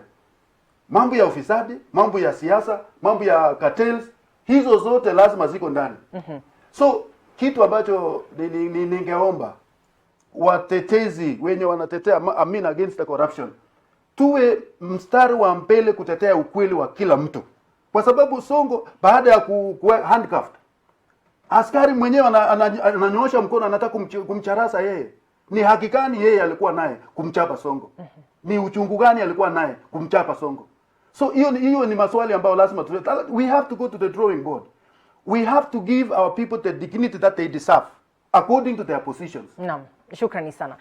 Cyrus, ni kipi kinachomla Sonko kwa maoni yako? Sonko anajila mwenyewe, nitasema hivyo. Kutokana na alipoingia mamlakani, hata akiwa bado senator, alikuwa mstari wa mbele kunyosha kidole kwa wengine ya kwamba wao ni wafisadi, na kwamba yeye ni bora kuliko wao ambao wako pale mamlakani na wanafyonza pesa ambazo wananchi wanakosa kupata nini? Huduma bora. Naam, ameingia katika ofisi ya governor. Sonko akaitwa kule EACC juzi, wakati alikuwa kule EACC wakiwa na Babu Owino, akasema hawa watu wa EACC wako hapa wameiba shamba. Wewe unashtakiwa ama umeitwa kujitetea, lakini huku unaenda kunyosha kidole kusema wale ambao wamekuita, ambao wanakukashifu kwa madai ya ufisadi na madai hapa na pale mambo mengine, unaonyoshea kidole ukisema wao ndio wafisadi, wameiba mashamba, wamefanya nini, nikitaja majina. Ile ndio kosa la kwanza Sonko mwenyewe ameanza kujifanyia. Yeye mwenyewe. Na je, kama alikuwa akisema ukweli kwamba wale ambao wanamkashifu yeye ni wafisadi? Anasema ukweli, hatukatai. Evidence iko wapi? Unaona, kama yeye wanasema kwamba amefyonza 357 million. Wakachora vizuri, wakaonyesha vizuri vile ambazo hizo pesa alizipata. Kuna kitu kwa sheria ambacho kinasema saa zingine kama mahakama haina ile tangible evidence, nasema wacha basi ile evidence ambayo iko pale ikajisimamie. Kuna story ya mtu mmoja askari alikwenda kwenye kampuni ya sukari. Gunia za sukari zikamwangukia, akavunjika mguu. Wakati alikwenda kotini, wenye kampuni wakamuuliza, basi ni nini kinadhihirisha ya kwamba sisi wenye kampuni ndio tulikuvunja mguu wako? Akasema, basi kama mnasema hakuna evidence, hakuna ushahidi unaodhibitisha kwamba nyinyi ndiye mlionivunja mguu, basi nataka kusema hivi, wakati niliingia kwenye kampuni yenu ndiposa sukari kaniangukia, gunia 6 za sukari kaniangukia, nikafanya nini? Nikavunjika mguu. Cha nasema ni hiki, kuna kitu kinaitwa let the evidence do the work. Na mahali ambapo EACC na DPP wamefail ni kupeleka watu mahakamani, kisha wanaambia tena mahakama tupe siku 21, tupe siku 14 tufanye uchunguzi zaidi. Angalia Sonko yamshika saizi, na usishangae bado DPP na EACC watasema tupe siku zaidi tufanye uchunguzi. Sonko anakabiliwa, unasema anakabiliwa na mambo ya kutoroka shimo la tewa. Hatujui ukweli uko wapi. Amekubali mwenyewe, hivyo basi tunaweza kusema ni ukweli. La kwanza ni hili, alitoroka. Amekuwa katika uongozi kwa miaka ngapi? Na wakati huo shimo la tewa ilikuwa wapi? Mbona hawakuleta mambo haya wakati ule? As much as we say hii cartel ndio tunajuza cartel hii ni nani? Tunataka kujua cartel hii ni nani? Na Sonko anapigana na cartel aina gani? Anapigana na cartel ipi? Na tunarejea kujiuliza ni kwa sababu gani serikali iweze kuchukua hatua hii, tukijua changamoto ambazo huenda zikatokea iwapo atahukumiwa. Lakini Terere, narejea kwako mitandaoni tuweze kuona Wakenya wana malalamiko ama wana sifa. Ni aswa tuangazie ya kwanza hii at Ndeipat anasema Sonko's tribulations are being fueled and sponsored by individuals who have ulterior motives. We all know that Sonko is an ex-con and a thief. I wonder why at DPP_KE is not moving with the same speed to prosecute other #corrupt leaders. This is just a humiliation exercise. Naamini kwamba Rotich amesema hilo, mbona wale wengine wasiwindwe haswa kuhusiana na hili. The mishandling of an dramatic airlifting of Governor Sonko and front page spread in all newspapers has not served any purpose other than make him a hero. The cold day will be a scene from Hollywood. Yeye tayari alitabiri kwamba kutatokea chochote, lakini hadi wa sasa tunasubiri ni Senator Mutula. Na taarifa ambayo imetokea katika mitandao ya kijamii ni kwamba Corazon tayari polisi takriban 150 wamepelekwa kule Voi wakati Sonko anapelekwa mahakamani ili wazuie labda pengine kutatokea vurugu. Naam, kabla hatujaangazia labda changamoto zitakazoweza kutokea wakati ambapo atahukumiwa, hawa ambao wanazungumza mtandaoni wamenikumbusha kwamba Sonko alijitokeza kama mwanasiasa ambaye hakuwa mwanasiasa wa kawaida, kwa sababu kwa kuzoea katika mazoea ya Wakenya, wale wanasiasa ambao wanatokeza wakiwa na utu na tabia, wakiwa na tai na suti na mambo kama yale. Alijitokeza na mvuto fulani, na wakati mwingine inasemekana kwamba alipata kura zaidi ya hata Rais Uhuru Kenyatta katika jiji la Nairobi, kura 800,000. Na kisha tunaangalia yeye kama mtu na tabia zake. His politics is non-conventional. He looks like he's out of the ordinary, from the elite kind of politician that we know. Mbona siasa za mvuto wa aina hii zimeenea na zikampa umaarufu sana? Mtu huenda akatarajia kwamba tungemchagua mtu aliye na kuelewa, kufahamu, na anadhihirisha kwamba masomo ya kitabu yuko sawa kabisa. Ni vipi siasa hizi zilikuja kuwa na umaarufu sana kati ya Wakenya na wapiga kura? Ukiangalia sana siasa ya Sonko ni siasa ya aina yake. Sonko alianza na group fulani. He targeted the youth, wenye wako na tabia ile yake, kwa sababu unakumbuka wakati alikuwa mbunge. Alikuwa mbunge. Sasa yeye mwenyewe alienda parliament kama amedunga masikio, na kila mtu alikuwa akishangaa, ni nani huyu, kwa nini amefanya hivi? Unajua sisi wa Kenya tumesoea ile British mentality, ile uongozi lazima you have to be very smart, you have to behave in this manner. Wakati wa Moi nasema, wakati walikuwa wakiambia wenye walikuwa wamekukuza beards, walikuwa wanasema kama hutakata you will be named indisciplined.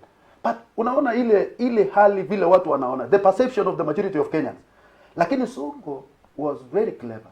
He targeted a particular group of people. He targeted the youth. He targeted their aspirations. Ukweli ni kwamba vijana ambao wana tabia mahulka kama ile ya Sonko hadharani si wengi sana. Wenye kutoboa masikio, kujivalia na ule mtindo si wengi sana. Vijana wengi, na ni ulimwengu mzima, huenda wakatarajia kiongozi kuwa ni kiongozi ambaye ameoga kwa njia fulani na akajivalia kwa mtindo unaofaa. Even if he was trying to appeal to the youth, the percentage that he was appealing to wasn't that big. Lakini ukiangalia kwa makini, usiangalie tu vile tabia yake, angalia ukarimu wake. Kwa sababu Sonko has been a very generous man from the very beginning. Amekuwa akitetea wanyonge. Ukisikia wakina mama vile wanaongea juu ya Sonko, ni wanamuombea yeye. kama ni mtu ambaye ni mtu wa ukarimu, mtu ambaye amewasaidia, mtu ambaye na ukarimu huu umeandamana moja kwa moja na maswali ya asili ya pesa zake. Lakini kusema asili, si wengi wametaja juu ya hao watu wengine wakubwa, hao wamepata pesa mingi nini. Lakini unajua hiyo kitu kabla mtu hajahukumiwa kwa lile kosa ambazo alifanya ama kuipa ama uwizi. Hapa ukiangalia kwa makini chenye kimetolewa hapa, money laundering. Sasa money laundering sijui ni illegal ama legal.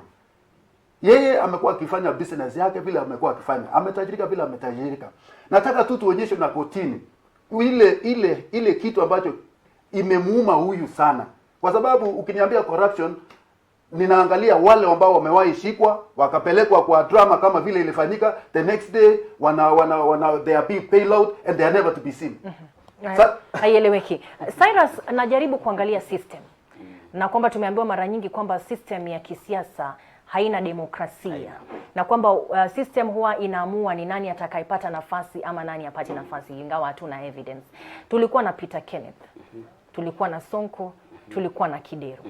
Mbona system yenyewe ikakubali Sonko na hulka yake kupata nafasi kama ikisha waje kumpiga vita wakati huu? Na kwa sababu gani umaarufu wake ulienea kwa wakati ambao dunia nzima ilikuwa ikitarajia gavana wa jiji la Nairobi awe gavana wa muundo ama wa aina fulani? Kitu cha kwanza, Kidero alipokuja mamlakani mwaka 2012, wengi walidhania amekuja kama yule technocrat ambaye anakuja kuongoza na suluhu kwa njia ambayo inafaa. Angekuwa kilelezo chema kwenye county. Lakini pia naye hakuja kafanya nini? Akatuangusha. Wananchi hawakuwa na lingine la ziada. Wakaona basi kama yule tunayeona ni msomi, daktari, ni mtu ameongoza mashirika kadhaa hapa na pale, hakuna ile CV yake iko sawa, amekuja akatufaili. Sasa wacha basi tuchague huyu ambaye tunaona hana kisomo. Miguna alikuwa pale. Na Miguna katika usemi wake hakujitambulisha na technocrat wala hakujitambulisha na Sonko. Alikuja na siasa zake zilizokuwa na matumaini. Hiyo system ambayo umezungumzia ipo. Na system hiyo ni vyama vya kisiasa. Chama cha kisiasa kikisha sema ni wewe, kulingana na umaarufu wa ile chama mahali pale, basi ni wewe. Uwe Garagaria, uwe mtu gani. Hicho chama ndicho basi sasa kinamla, kwa sababu hicho chama kipo katika serikali. Kinamula kwa nini? Kuanzia mwanzo kilimula. Kumbuka, kulikuwa na kulikuwa na shida wakati wa uteuzi. Kuna wale walitaka Peter Kenneth na kuna wale walitaka nani? Sonko. Na Ruto alimchukua Sonko akijua yeye hata deliver Nairobi. Because wasia ya Ruto ilikuwa Nairobi hatuwezi ongoza inchi na tunakosa governor Nairobi kama Jubilee. Unanipata? Ndiposa wakamweka nani? Sonko. Aliona ya kwamba na rais alikuwa anamtaka nani? Peter Kenneth. Lakini ikawa ni ngumu. Ikabidi sasa wamesalimu amri. That's why hata hiyo wakati ya kupeana ile cheti cha ushindi wa nomination kilichukua muda katika ofisi ya governor. Wapiga kura wa jiji la Nairobi ama county ya Nairobi ni watu ambao ni wasomi. They are elites kwa sababu ni mahali ambapo panavutia wasomi ambao wanakuja kufanya kazi. Kwa sababu gani huyu akawa chaguo la hawa watu? Nimependa hilo neno ambalo umelitumia, elites. Wale watu wengi ambao ni wasomi si wengi Nairobi. Unanipata? The middle class now. Wale ambao ni wengi Nairobi ni wanaotafuta. Mpaka asubuhi atafuta, aende kwa mjengo, atafute, apate lake, aende kwa nyumba. Wale wasomi ni wachache. Na ukiangalia wale watu upiga kura wengi wakujitokeza kwa wingi, ukiangalia mahali polling station, kituo cha kupiga kura kiko kwenye mabanda, watu wanajitokeza wengi. Na mahali kituo cha kupiga kura kiko kwenye ile estate, ile mtaa wa kifahari, watu jitokeza mmoja mmoja, watu piga kura na starehe. Lakini msongamano huo kwenye wapi? Kijiji. Kwa nini? Wanapigania, wanatafuta yule mtu ambaye wanaona ako na suluhu katika shida zao. Okay? Na sasa unapata wale ambao ni middle, wale hustlers ni wengi, wanazidi hawa wasomi.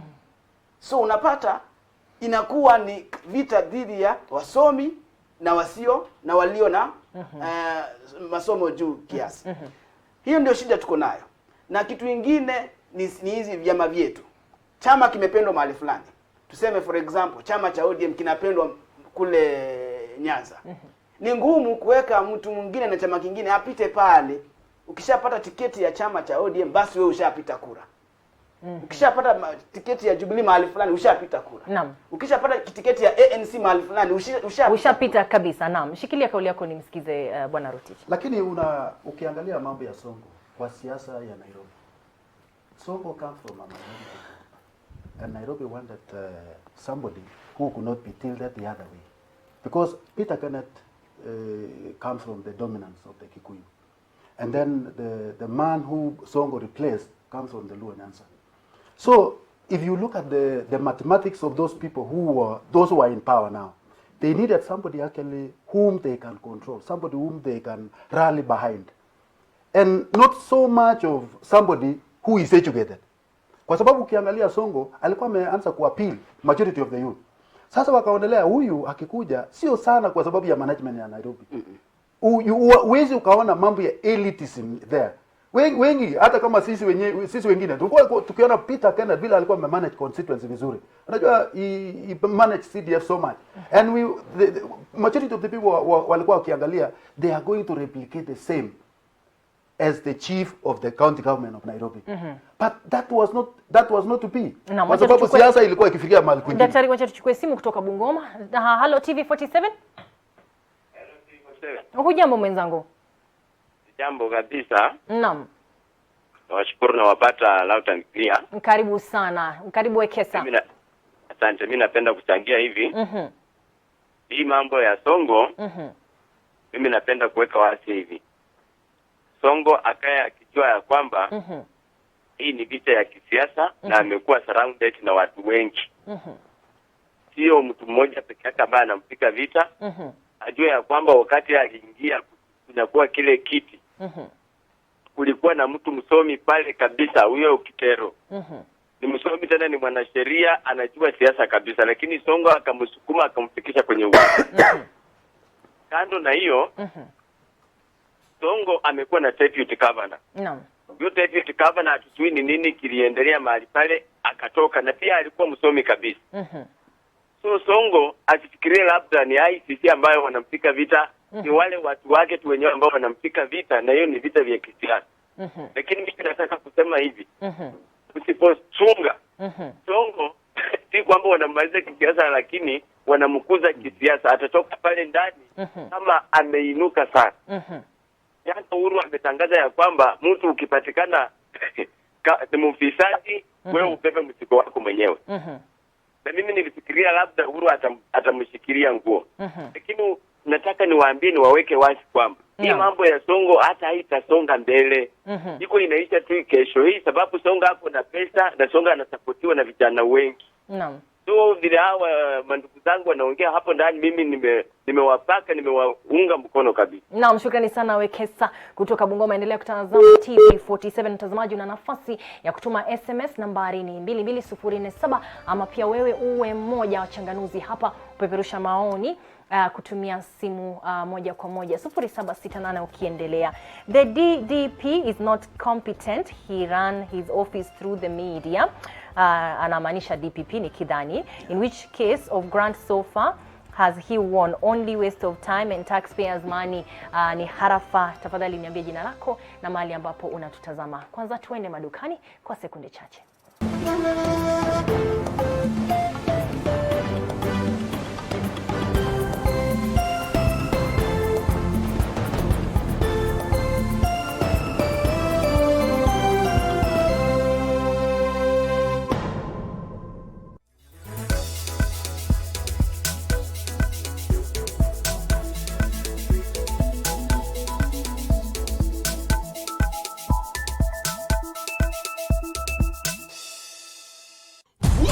the exciting world of M-Truck Solutions, your trusted provider for bulk SMSs. We also offer API integrations for all your communication and payment needs. We also provide you with tailor-made payment getaway solution to receive and disperse cash quickly, affordable and securely.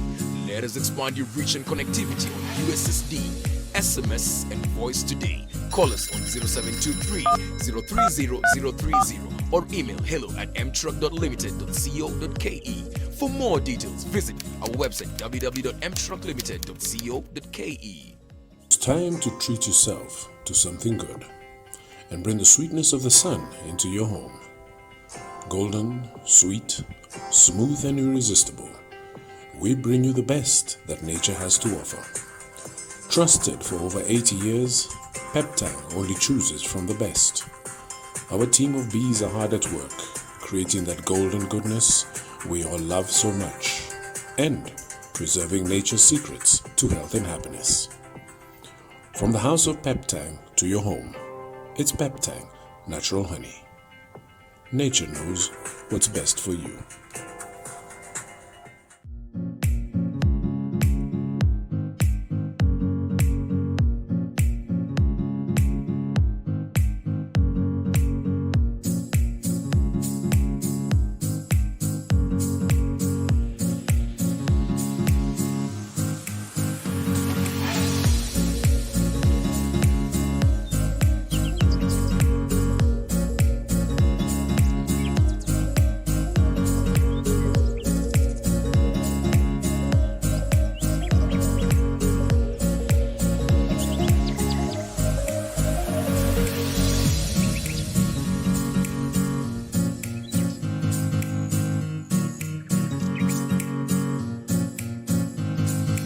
Wewe upenda kufanya nini online? Do you like to get ahead in school, among works na courses kibao za e-learning? Wewe ni mse wa kutesa mbaya na ma-selfie IG? Do you like to chapa your online hustle stress-free? Whatever you like, we want you to do more of what makes you happy. Pata 30 GB for just 1K. That's 1 GB daily for the next 30 days. Uendele kujibamba bila ngori. Dial *544# to subscribe. Telkom, moving with you. Je, maumivu ya kichwa na kukosesha amani? Kaluma Strong hutuliza maumivu ya kichwa, maumivu ya mwili na hata uondoa joto jingi mwilini. Kaluma Strong ina aspirin kama kiungo. Maumivu ya kizidi, muone daktari.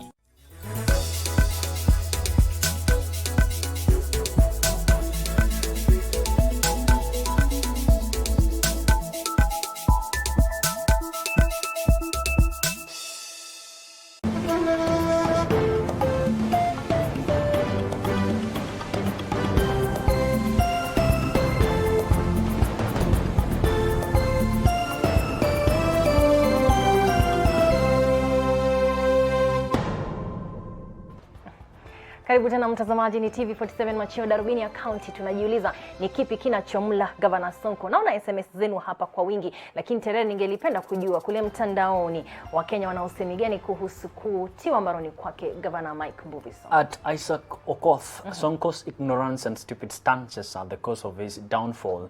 How does a sane man with a political position walk around announcing how he has kept prison? Hiyo ni yake vile vile, ni maoni yake Isaac Okoth. Na vile vile at Steve Juma, Sonko is representing Kenya in defending the title. And then anasema huyu jamaa anasema wacha iende vile itaenda, will break or build the country. Truth be told, Sonko has developed Nairobi better than anyone alive. The input always equals the output. Sonko is being traumatic guy. The guy by the police had to be equal to the task. We should complain only with why it had to be Friday. We anazungumzia kukamatwa kwake, mbona ikuja Friday. Na mimi ni maoni mengi ambayo yanajitokeza. Anasema hii ni maoni yake mtazamaji. At Bita Butei anasema he is a thief of the highest order. Do you see in America how conflicts are escorted? Sonko should be chained and put on a mask so that it does not scream when given his... I don't know what he means by this sentence. May he receive a ruthless sentencing. God bless this tweet. Yani maoni yake bila shaka. Ni maoni yake Corazon, na mimi nafasi kwako sasa. Naam. Sonko is a man of means who can pay all those millions, so he should not tense. Inaonekana kwamba ana watetezi si haba. Tafadhali Sitaweza kusoma hizi harafa kwa sababu sijaona jina wala mahali ambapo unatutazama kutoka, na ningelipenda sana kujua. Kwa hivyo basi nitumie harafa tena, jina lako na mahala ambapo uko. Daktari Rotich, ni kauli za watu mtandaoni, wengi wakipinga, wengi wakimuunga mkono. Jambo ambalo ningelipenda tujiulize sasa hivi, changamoto zitakazopatikana iwapo Gavana Sonko atahukumiwa ni kwamba Spika Elachi itabidi basi achukue usukani kwa siku 60, kisha baadaye kama bado kutakuwa na nafasi ama itakuwa the same situation iko pale, Nairobi irudi katika uchaguzi, ambayo ni changamoto kabisa yenye uzito. Uchaguzi ni jambo lingine. Mbona basi serikali ikataka kuweka kaunti ya Nairobi katika hali hii, na tunajua kwamba uzito wa uchumi upo katika Nairobi kwenyewe? Why would that be the government's priority? Inastahili uangalie kwa makini sana juu ya juhudi ya serikali kufuatilia mambo ya ufisadi. Kwa sababu unajua the government has been victimized several times for being inactive in fighting against the corruption. And hii ni kitu ambacho serikali sasa imetilia manani sana kuona kama ufisadi lazima iondolewe. Na wameanza tu na watu wachache, lakini vile ninaamini kuna laini kubwa wa wale ambao wamefanya ufisadi. Lakini kulingana na Sonko na Nairobi hii, yeye hana deputy governor. Na yeye amehimizwa mara kwa mara ateue mmoja ambaye atafanya na yeye. Saa hii vile tuko kwa sheria vile iko sasa, yule mtu mwenye ata manage sasa jiji cha Nairobi ni speaker of the county assembly. Acha tuchukue simu kutoka Kitale. Hello, TV47. Hello. Hujambo Nicodemus? Tutachangia kuhusu Mike Sonko. Karibu. Nasema Mike Sonko, yeye kwa kaunti ya Nairobi alijitakia kukaa peke yake kwa ofisi. Akajitakia akataka kufuruta wafanyakazi wake wote. Kwa ajili sasa kama hata Elachi yeye anachangia kufuruta yeye. Hakutaka mdogo wake, yeye akajitakia kazi peke yake kama governor. Sasa kumaanisha iko njia alikuwa anataka kukura peke yake. Sasa yeye wacha tu amulize vile ataamuliwa, sio watu wajitetee kama hiyo mzako hapa atatetea sana Sonko. Naam, amekupata kabisa. Anamtetea Sonko, nimeona vile anamtetea kabisa. Naam. Na kila mtu wacha abebe msalaba yake. Naam. Sababu yeye akikura anakura yeye na familia yake, akuli na mtu mwingine. Sasa wewe unamtetea Sonko na Sonko amefanya mambo yake. Hiyo mali anapea watu, ananyang'anya mtu kwa mfuko na anampea. Yaani ni kama anataka kukuibia, alafu tena anatoa tena anakupa hilo nimekuibia. Sasa tusiseme mambo mengi. Ufisadi imetuendesha Kenya vibaya. Na hawa ndio wamepora pesa zetu, wamemaliza. Sasa inastahili Sonko achukuliwe hatua, na wengine wote watachukuliwa hatua kuanzia sasa hivi, ama Sonko atakuwa kielelezo. Naam, shukrani sana Nicodemus, nimepata kwa njia shwari. Daktari Rotich anakujibu sasa hivi, hivyo basi tegea. Naam. Huyu ndugu yangu amesema ninamtetea Sonko. Kitu ambacho nimesema, mambo ya ufisadi lazima tupikane kama inchi, and we must succeed. Kile ambacho sikuona inastahili ni vile ile drama ambao nilijionea, over 200 askaris wanafuatilia mtu mmoja. Watu wawili watatu wangeshika, wawekwe ndege arudisha Nairobi. A huge man, the governor of the city of Nairobi. I mean, there must be respect for some dignified personalities in this country. Ambapo wakitiwa mbaru. Hapo sitetei Sonko kama chakula. Naam. Mimi sijui. Turejee kule ambako ulikuwa ukizungumza kuhusu sasa afisi yake wapo. Sasa vile tuko saa hii, ofisi ya Nairobi vile iko, haistahili vile. Vile iko. Kwa sababu saa hii hatuna deputy governor. Who is running the government in the absence of Sonko? Now yule speaker amekuwa na shida mingi sana. Kwa sababu umeona hii serikali ya county government wamekuwa wakipigana 24/7. Sasa ukiangalia Nairobi, it is like there is no management. It is off guard. Nani atamanage sasa? Ni kurubi gani atamanage? Hii atanga ama ile nyingine. Because that difference has played its role in the management of the city. So it is like Sonko amekuwa akiongoza inji peke yake. which is very dangerous. Constitutionally, and of course the problem could be in our constitution, because there was no provision in the event of death, in the event of disability or challenge that we may actually make one not to be able enough to lead. What will happen? So, and that is something that has happened when you've heard of other counties whereby, as a result of the death of the governor, the other one takes over even when the public is not for that person. So ni mambo ya sheria yetu ambayo lazima turekebishe, na naamini waliweka kwa PPI hiyo iangaliwe vizuri. Cyrus, ni kweli kwamba labda hamna pengo hapa kwa sababu Elachi atakuwa na nafasi ya kuchukua zamu katika siku baada ya siku 60, basi haizi tena kuwa katika zamu, kuwe na uchaguzi. Na hili ni jiji la Nairobi, county ya Nairobi, uzito wa uchumi. How is that realistic? Kuna kitu ambacho Sonko alikuwa nacho kinaitwa the fear of unknown. Kwa sababu nasema kuogopa kile ambacho usichokiona ama kile ambacho usichokijua. Hili ni jambo aliliona mapema. Ndiposa hakuweza kukaa na Igathe sababu alikuwa smarter than him. Unakumbuka Igathe kutoka kwake alisema ya kwamba amenyima mamlaka ya kufanya kazi. Haizi fanya kazi sababu nani amekuwa ni one show man. Ndio the same kilio kilitoka kule wapi? Kiambu. Una ile shida iko Nairobi ndio shida iko Kiambu. Shida ambayo iko Kiambu ndio shida ambayo iko wapi? West Pokot. West Pokot pia hakuna naibu wa governor. Na anaendesha mambo yake vizuri. Hakuna mtu anaongelelea sababu ni county ambayo iko fiche kule. Nairobi kuna shida sababu kitu ya kwanza wale watu ambao Sonko alipigana nao ndio wao wanarudi wanampiga vita mwenyewe. Sababu kitu ya kwanza Elachi alisema ya kwamba Sonko ndiye alikuwa nyuma ya vita vyake yeye kungolewa katika kiti cha uspika wakati ule. Sasa saizi amerudi, amerejea, ndio hii mambo imerudi tena kupiga nani? Sonko mwenyewe. Kile ambacho alikuwa anakiogopa ni huyu speaker kuja kuwa ndiye governor Nairobi. Ndiposa kuna wakati Sonko alisema anamchukua Simon Mbugua, mbunge wa Afrika Mashariki, kuwa kama governor Nairobi. Kuna siku alisema jambo lile ambalo ni jambo hatari. So Sonko mwenyewe amejipiga na anajipiga mwenyewe. Kwa utepetevu wake mwenyewe. Ni swala ambalo angekaa na watu wa kumshauri vyema jinsi ambavyo angeendesha jiji hili. Manake mali anaelekea sasa hivi hatujui lipi litatokea. Hatujui kama itakuwa kama ya kawaida, wanamshika mtu kisha wanamwachilia sababu ya kukosa nini? Kukosa nini? Evidence. But tutangoja ama tusubiri tuone mambo yatakuwa vipi kule mahakamani. Shukrani sana Bwana Cyrus, shukrani sana Daktari Rotich. Tunajua kwamba Sonko ameweza kufikishwa Milimani na tutaweza kupata hizo picha moja kwa moja. Hizo ni picha za moja kwa moja ambazo sasa zipo katika runinga yako kutoka kule Milimani ambapo Governor Mike Mbuvi Sonko amefikishwa. Emmanuel Terer, picha hizi zina taswira gani kwa mtazamaji?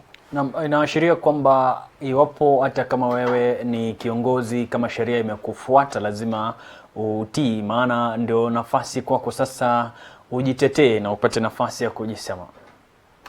Mtazamaji, ni picha za moja kwa moja kutoka kule Milimani ambapo Governor Mike Mbuvi Sonko amefikishwa.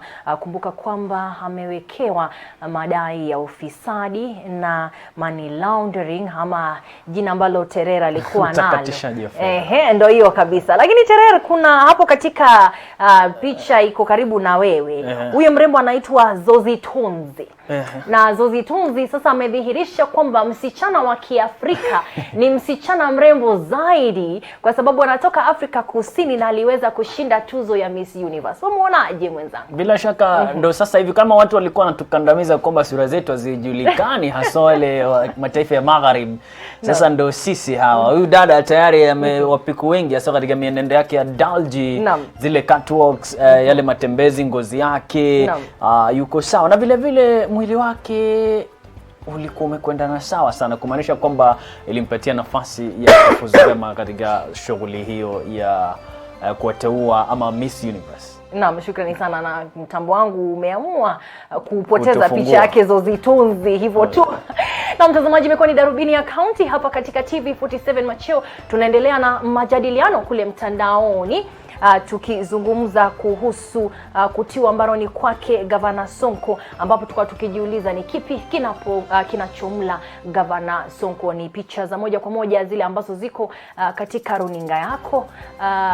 Kesi ya Gavana Mike Sonko, gavana wa county ya Nairobi, basi ipo milimani kwa sasa, na tuna watu pale ambao watakuwa kituletea taarifa hii moja kwa moja. Fiona Kenga atakuwa akituarifu hatua ambazo zimeweza kuchukuliwa kuhusu kesi yake Mike Mbuvi. Terera.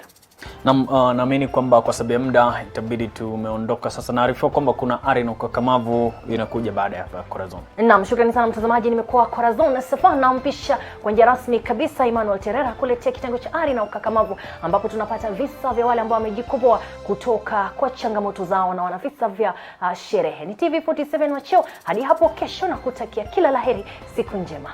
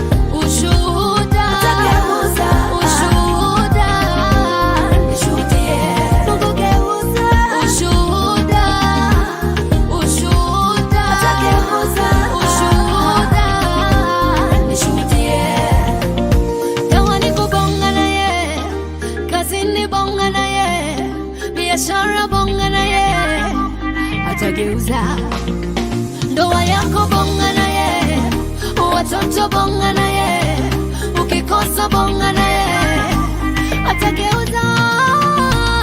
Ushuhuda, ushuhuda, atageuza. Ushuhuda, nishuhudie. Mungu geuza. Ushuhuda, ushuhuda, atageuza. Ushuhuda, nishuhudie.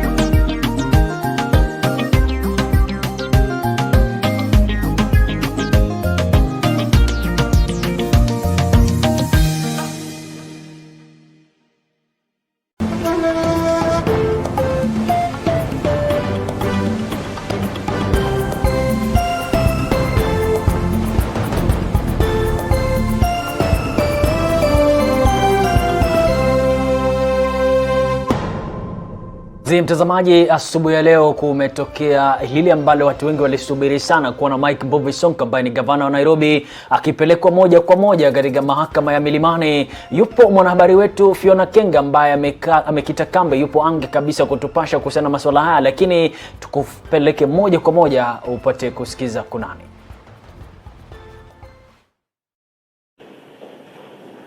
Yes. Yes? Who are you? Huh?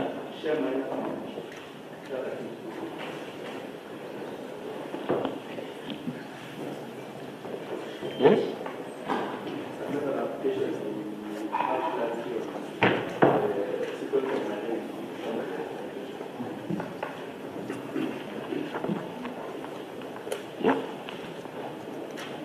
My name is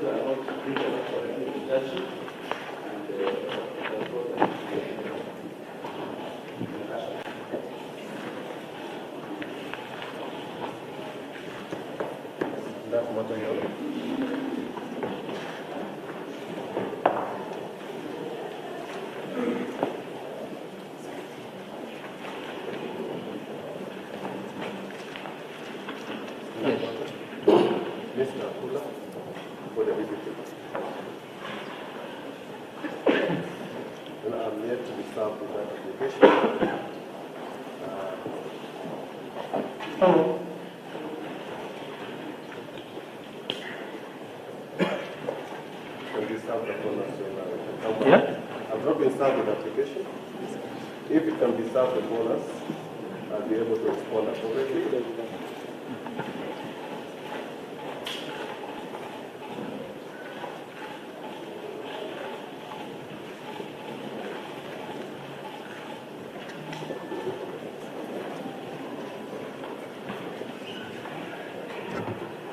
Yes, Mr. Shem.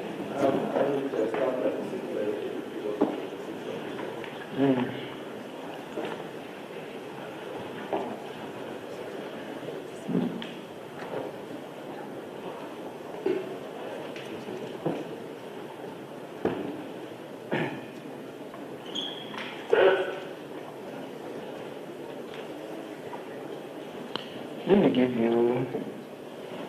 give me the diary select. Let me give you the hearing date.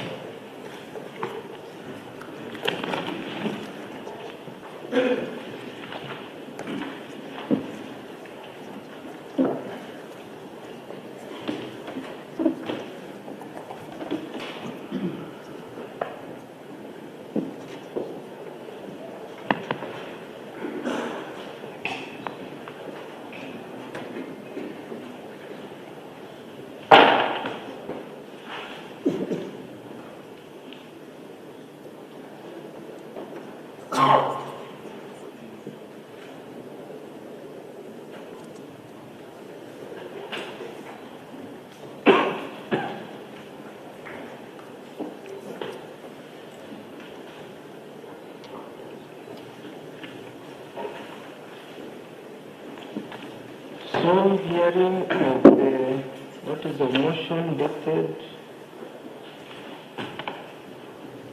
4th December 2019 on 11 of this month at 8:30 a.m.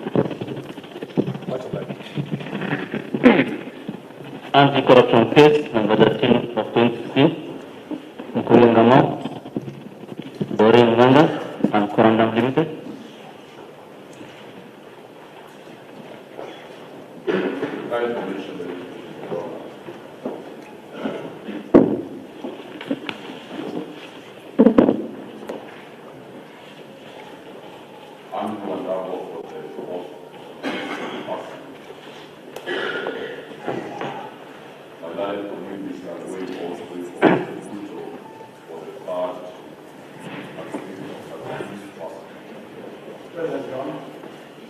Where is that going?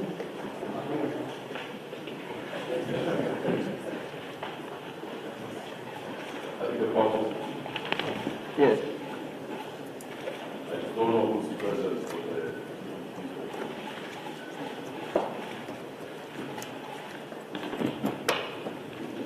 the Who is for deputy in this matter? In that matter, all three from the community, Kamira. Do you mind your name? You.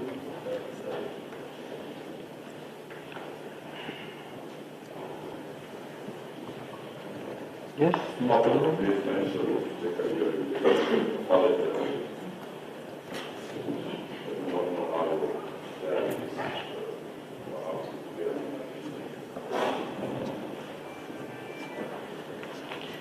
Give me the diary for next time.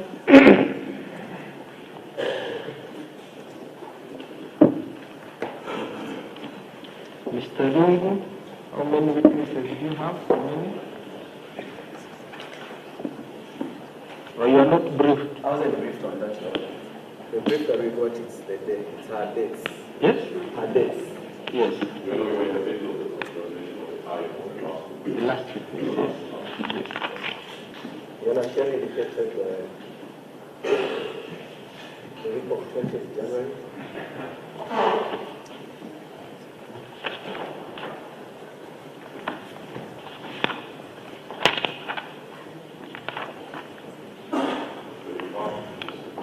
January? That's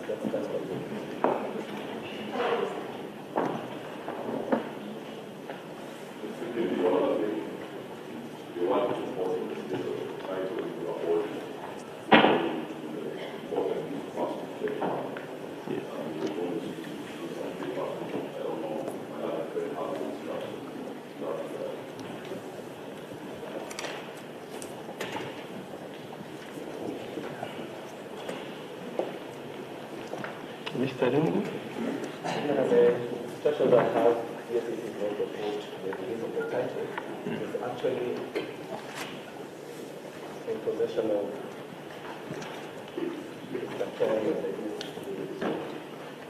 It just requires the court order for it to be released. What? It requires the court order. You think it's in whose possession? Of Mr. Kiari. Yes, it's a registry. Anti-corruption registry. What is required is just a court order for the release of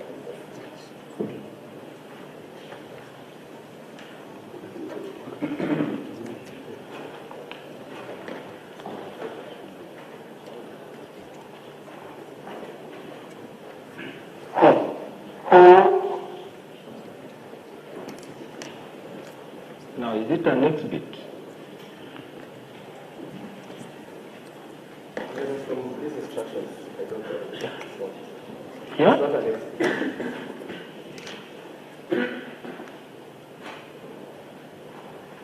So how does the court come in? It's not an exhibit. You're not this. Those are the instructions that I had. How does a judicial process come in where I do not have the judicial assurity on it? Let me explain it as assurity. And therefore, for it to bring assurity, the same way it was placed in the court record, which requires the court order. Yes? The same way, because this assurity, this title was processed as assurity in the court file, it requires an order for the same to be released.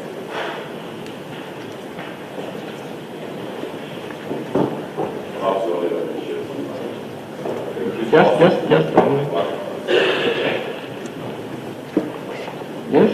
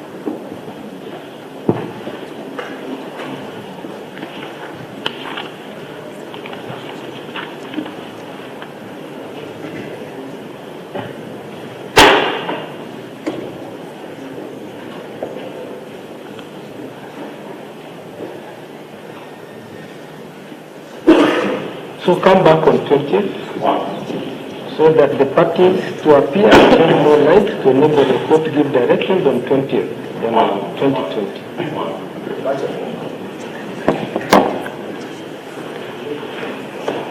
Anti-corruption case number 2 of 2019.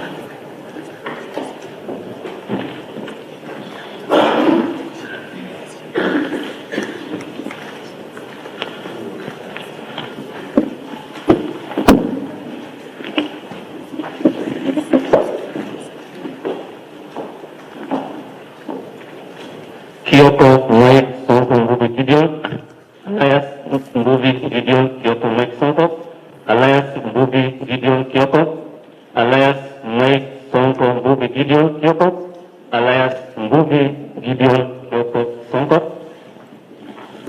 Second accused person, Frederick Odiango, alias Fred Oyugi. Please be in order, please. Third accused person, Web Tribe Limited. Web Tribe Limited.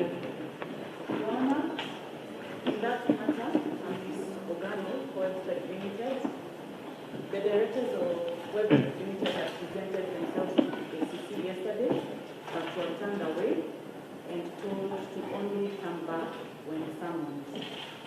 Further to that, Just wait, I'll get to you. Start again.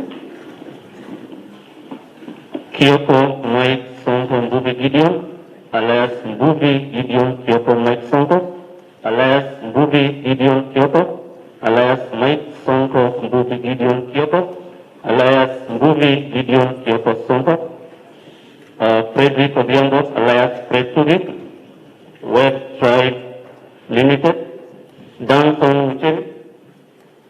Muchemi, Representative Robert Muridi, Representative Zablon Onyango, absent. ROG Security Limited, present owner. Anthony Otieno Ombo, alias Dema,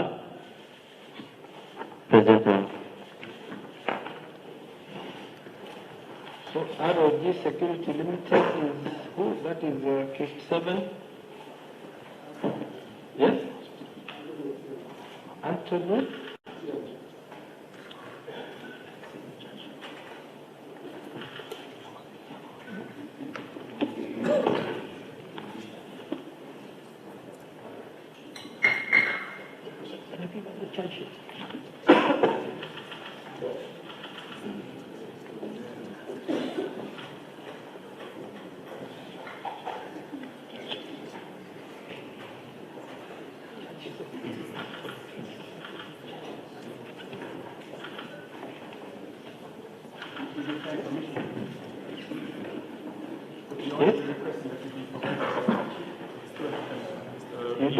You don't have the charge sheet? No, we don't.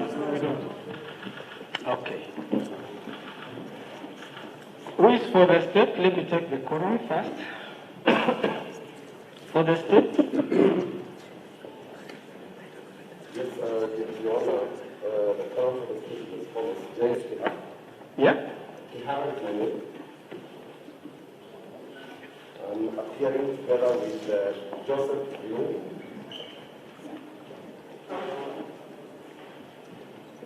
Alex Akula.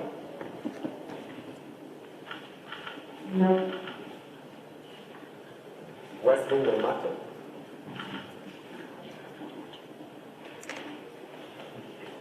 And here, Annette Wangia. Annette? Yes. Yes? J.D. Owiti. And finally, Judy Tuguri. Judy? Tuguri. T-H-G-U-R-I.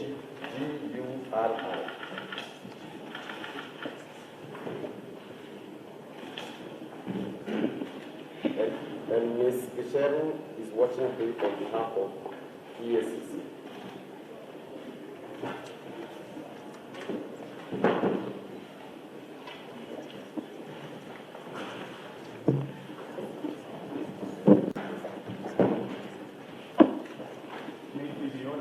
Yes.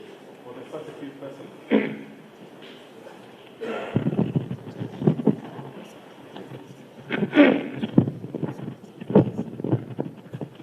May it please the Honor, the first accused person, my name is Miller. I'm appearing with Senator Kipchumba Murkomen. Also appearing with Senator Mutula Kilonzo Jr.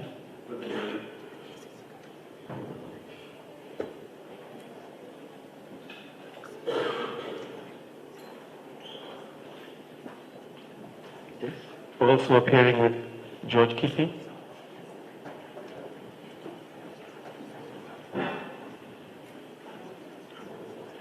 Also appearing with Honorable Daniel Manzo.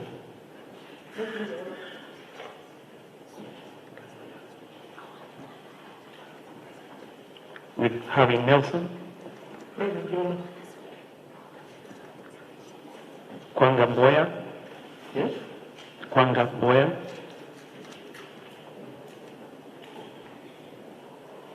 Alphonse Mutinda, advocate. Mr. Osundwa. Harrison Kinyanjui. Mr. Mangolo.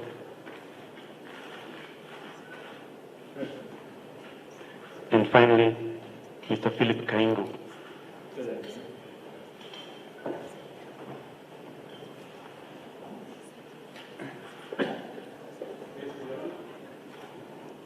Yes.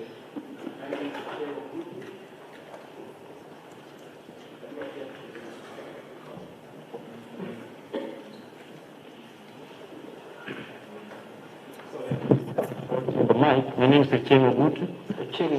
Yes, for the second accused. Yes. Thank you. Yes.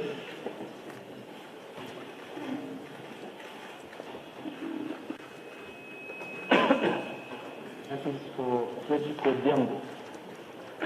Yes, correct, Your Honor. Web trial. Web trial. Yes. I'm Miss Ogano, appearing for the third. Miss? Miss Ogano. Ogano. Ogano, yes. Ogando.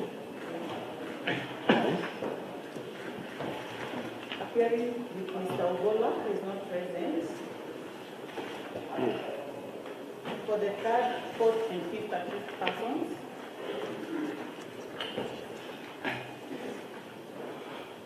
Yes. The accused persons are not in court, are not present in court this morning. They had presented themselves yesterday at EACC offices.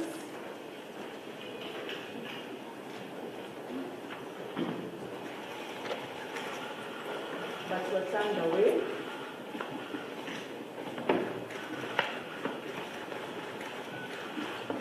And told to only appear when summoned.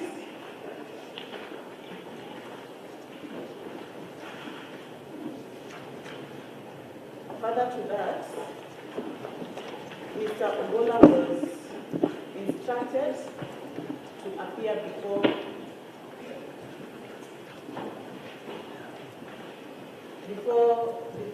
to appear at ACC today at 10, where he currently is.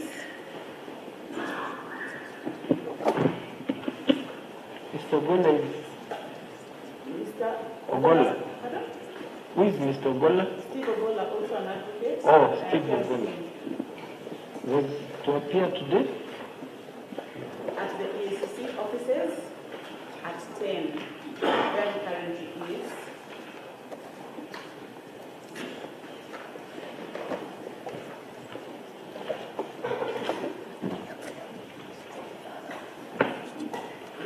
We have instructed the accused persons. Yes. We have instructed the accused persons to also appear before the ACC and are on their way there now.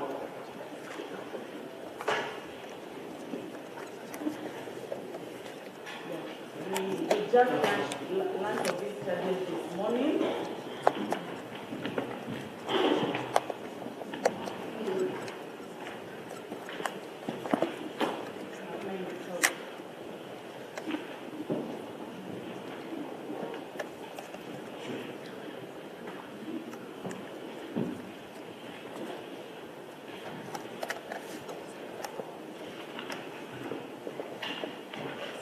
Miss Ogando, you have not finished. So what? So we are requesting that we appear tomorrow and Yes? where they can take the plea. So the plea will be heard. Yes.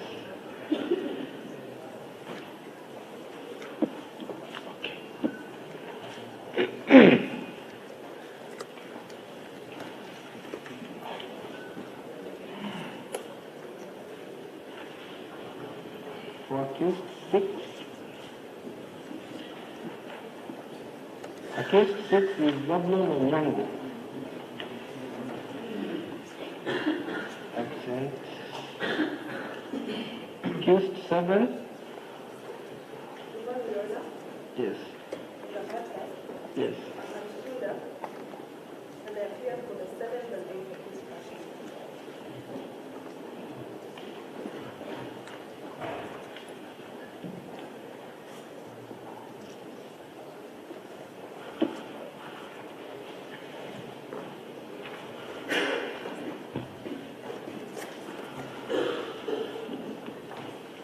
Before please read, Mr. Kihara, respond to Ms. Ogando for accused 3, 4, and 5. What is your position? We need to get directions on this, huh?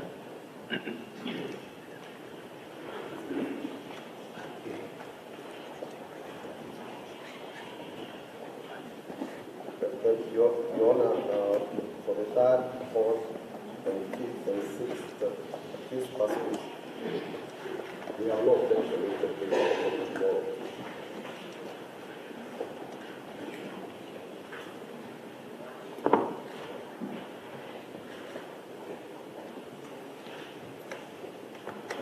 Yes.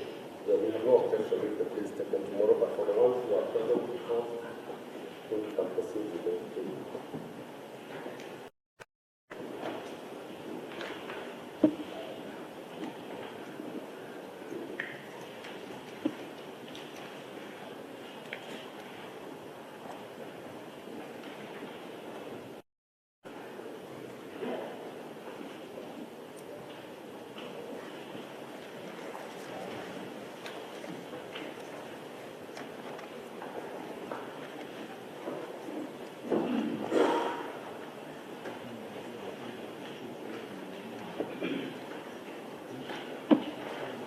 Salat, read out the please.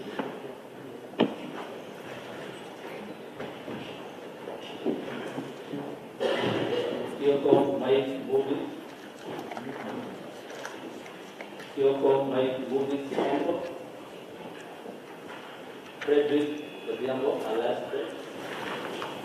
Website Limited. Danson Muchemi Ndundi. Robert Muridi Muna. Zablon Onyango Ochono. ROG Security Limited. Anthony Otieno. Ambok Alias Jamal. You have been jointly charged with conspiracy to commit an offense of corruption contrary to Section 47A, Subsection 3, and Section 48 of the Anti-Corruption and Economic Crimes Act, number 3 of 2003. And the particulars of the offense is on diverse dates between 1st July 2018 and 1st January 2019 in Nairobi City County within the Republic of Kenya, being the governor of Nairobi City County Government, partner, private limited liability companies, and directors of the said companies thereof jointly and knowingly conspired to commit an offense of corruption, namely embezzlement of public funds in the sum of Kenya shillings 24,100,000 from Nairobi City County Government. Mike Kyoko Mike Sonko Bubi Gideon. True or not true? Not true.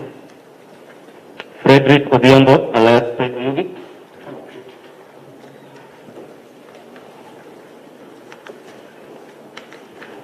ROG Security Limited. Anthony Otieno Ombo alias Damas. Not true. Count number 2. Kyoko Mike Sonko Mbuvi Gideon. You have been charged with conflict of interest contrary to section 42, subsection 3, in section 48 of the Anti-Corruption and Economic Crimes Act 2003. And the particulars of the offense is on or about 19 January 2019 within the Republic of Kenya as an agent of a public body to which the governor of Nairobi City County you knowingly acquired an indirect private interest in a contract connected with a public body to which contract for the supply, implementation, and maintenance of an electronic revenue collection and payment solution issued by Nairobi City Website Limited by receiving sum of initially 1 million through Equity Bank Limited, Nyali branch, account name Mike Sonko Ngubi Gideon Kyoko, account number 138-026-233-3608 from Website Limited through ROG Security Limited. True or not true? Not true. Count number 3. Kyoko Mike Sonko Nguvi Gideon. You have been charged with conflict of interest contrary to section 42, subsection 3, in section 48 of the Anti-Corruption and Economic Crimes Act 2003. And the particulars is that on 19 January 2019, within the Republic of Kenya, as an agent of a public body to which the governor of Nairobi City County, you knowingly acquired indirect private interest in a contract connected to it with a public body to which contract for the supply, implementation, and maintenance of an electronic revenue collection and payment solution issued by Nairobi City County Government to Website Limited by receiving initially 1 million through Equity Bank Limited, Kenyatta Avenue branch, account name Nguvi Gideon Kyoko Sonko, account number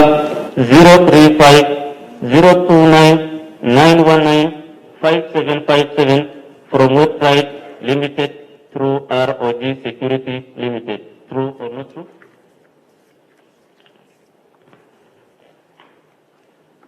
Count number 4. Kyoko Mike Sonko Nguvi Gideon. You have been charged with conflict of interest contrary to section 42, subsection 3, in section 48 of the Anti-Corruption and Economic Crimes Act 2003.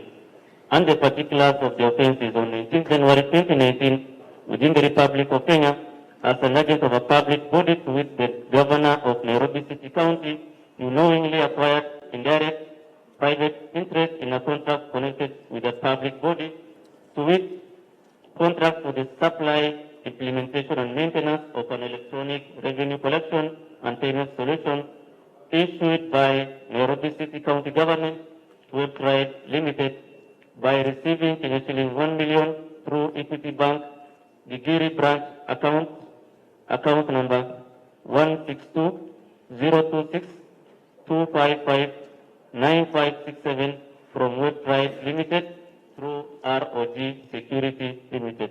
True or not true? Count number 5. Kyoko Mike Sonko Nguvi Gideon. You have been charged with conflict of interest contrary to section 42, subsection 3, in section 48 of the Anti-Corruption and Economic Crimes Act 2003. And the particulars is on 27 December 2018 within the Republic of Kenya as an agent of a public body to which the governor of Nairobi City County you knowingly acquired indirect private interest in a contract connected with a public body to which quotation number NCC/WEFE and N/P/681/2015 to 2016 hire of heavy equipment issued by Nairobi City County Government to Euro Enterprise by receiving initially 1 million through Equity Bank Limited, 4 Ways Branch, account name Mike Sonko Mbuvi Gideon Kyoko, account number 002 026 438 9109 from Frederick Odhiambo alias Fred Oyugi through Euro Enterprises through ROG Security Limited. True or not true?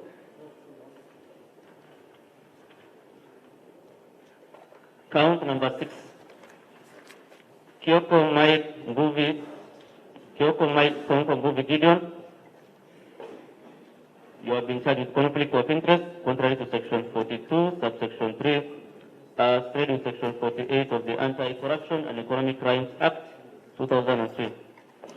And the particulars of the offense is on 28 December 2018 within the Republic of Kenya as an agent of a public body to be the governor of Nairobi City County. You knowingly acquired indirect private interest in a contract connected with a public body to which quotation number NCC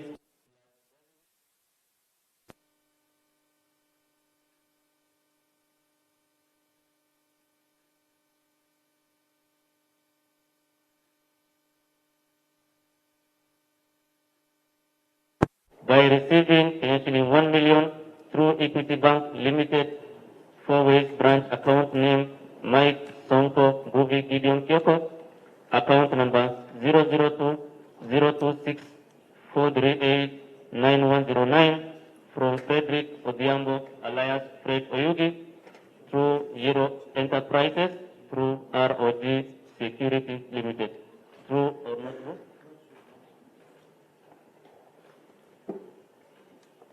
Count number 7. Kyoko Mike Sonko Mbuvi Gideon.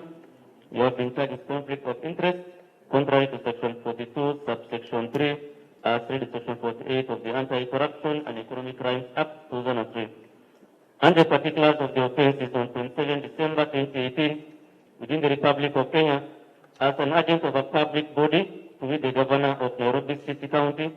You knowingly acquired indirect private interest in a contract connected to a public body to which quotation number NCC/WEFT/N/T/681/2015 to 2016 hire of heavy equipment issued by Nairobi City County Government to Euro Enterprises by receiving initially 1 million through Equity Bank Limited, Kwale Branch, account name Mike Sonko Mbuvi Gideon Kyoko, account number 158-036-140-2765 from Frederick Odhiambo alias Fred Oyugi through Euro Enterprises through ROG Security Limited. True or not true?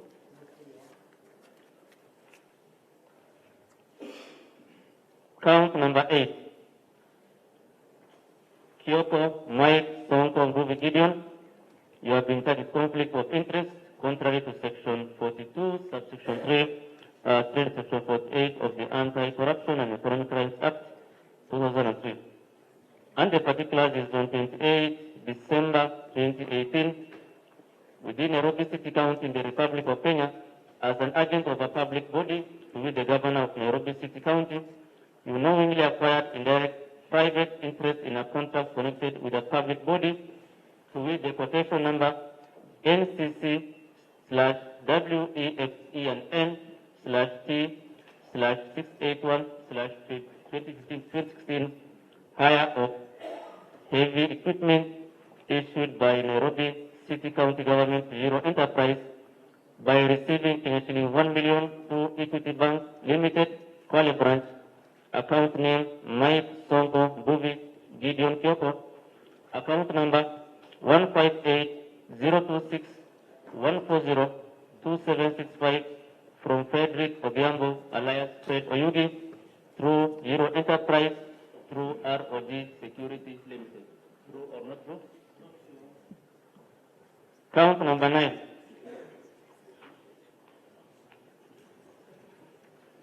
Kyoko Mike Sonko Mbuvi Gideon. You have been charged with conflict of interest contrary to section 42, subsection 3 as read in section 48 of the Anti-Corruption and Economic Crimes Act 2003, and the particulars of the offence is on 27 December 2018 within the Republic of Kenya as an agent of a public body with the governor of Nairobi City County, you knowingly acquired indirect private interest in a contract connected with a public body, to wit quotation number NCC/WEFP&N/T/681/2015-16, hire of heavy equipment issued by Nairobi City County Government Bureau Enterprise by receiving initially 1 million through Equity Bank Limited, Nyali branch, account name Mike Sonko Mbuvi Gideon Kioko, account number 138-026-233-3608 from Euro Enterprises through ROG Security Limited. True or not true? Count number 10. Kioko Mike Sonko Mbuvi Gideon, you have been charged with conflict of interest contrary to section 42, subsection 3, section 48 of the Anti-Corruption and Economic Crimes Act 2003, and the statement of the offence is on 28 December 2018 within the Republic of Kenya as an agent of a public body to which the governor of Nairobi City County, you knowingly acquired indirect private interest in a contract connected with a public body to which quotation number NCC/WEFP&N/T/681/2015-2016, hire of heavy equipment issued by Nairobi City County Government to Euro Enterprise by receiving initially 1 million through Equity Bank Limited, Nyali branch, account name Mike Sonko Mbuvi Gideon Kioko, account number 138-026-233-3608 from Euro Enterprises through ROG Security Limited. True or not true? Count number 11. Kioko Mike Sonko Mbuvi Gideon, you have been charged with conflict of interest contrary to section 42, subsection 3, section 48 of the Anti-Corruption and Economic Crimes Act 2003, and the particulars of the offence is on 27 December 2018 within the Republic of Kenya as an agent of a public body to which the governor of Nairobi City County, you knowingly acquired indirect private interest in a contract connected with a public body to which quotation number NCC/WEFP&N/T/681/2015-2016, hire of heavy equipment issued by Nairobi City County Government to Euro Enterprise by receiving initially 1 million through Equity Bank Limited, Kenyatta Avenue branch, account name Mbuvi Gideon Kioko Sonko, account number 035-029-919-95-757 from Frederick Odhiambo, alias Fred Oyugi, through Euro Enterprise, through ROG Security Limited. True or not true? Count number 12. Kioko Mike Sonko Mbuvi Gideon, you have been charged with conflict of interest contrary to section 42, subsection 3, section 48 of the Anti-Corruption and Economic Crimes Act 2003, and the statement of the offence is on 28 December 2018 within the Republic of Kenya as an agent of a public body to which the governor of Nairobi City County, you knowingly acquired indirect private interest in a contract connected with a public body to which quotation number NCC/WEFP&N/T/681/2015-2016, hire of heavy equipment issued by Nairobi City County Government through Euro Enterprise by receiving initially 400,000 through Equity Bank Limited, Kenyatta Avenue branch, account name Mbuvi Gideon Kioko Sonko, account number 035-029-919-5757 from Frederick Odhiambo, alias Fred Oyugi, through Euro Enterprises, through ROG Security Limited. True or not true? Count number 13. Kioko Mike Sonko Mbuvi Gideon, You have been charged with conflict of interest contrary to Section 42, subsection 3, read in Section 48 of the Anti-Corruption and Economic Crimes Act 2003, and the statement of the offense is on 28 December 2018 within the Republic of Kenya as an agent of a public body with the governor of Nairobi City County. You knowingly acquired indirect private interest in a contract connected with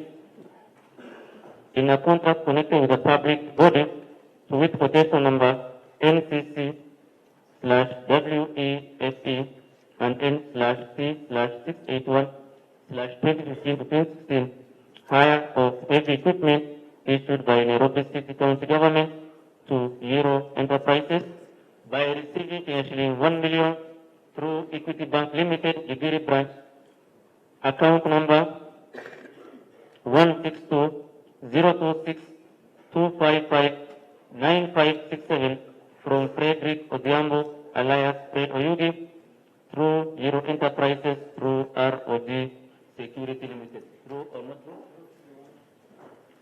Count number 14. Frederick Odhiambo alias Fred Oyugi through Euro Enterprises, ROG Security Limited, Anthony Otieno Mbuk alias Jamal.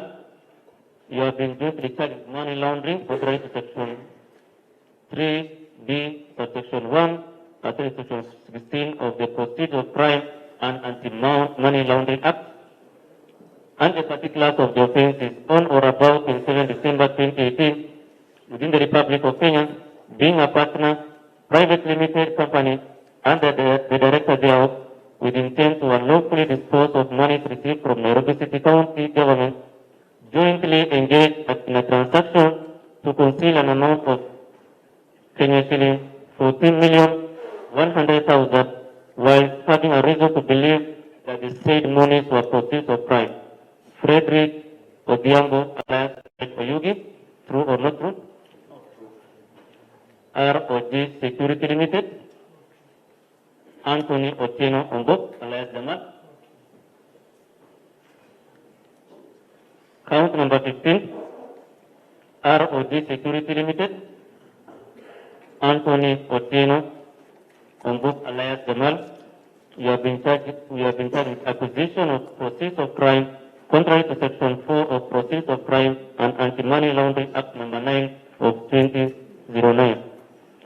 And the particulars of the offense is on 27 December 2018 at Equity Bank Limited within the Republic of Kenya, being a private limited liability company and director of the said company thereof, received property, namely a sum of actually 14,100,000 from Frederick Odhiambo alias Fred Oyugi through Euro Enterprises, being the property of Nairobi City County Government, while knowing that the said property formed part of proceeds of crime.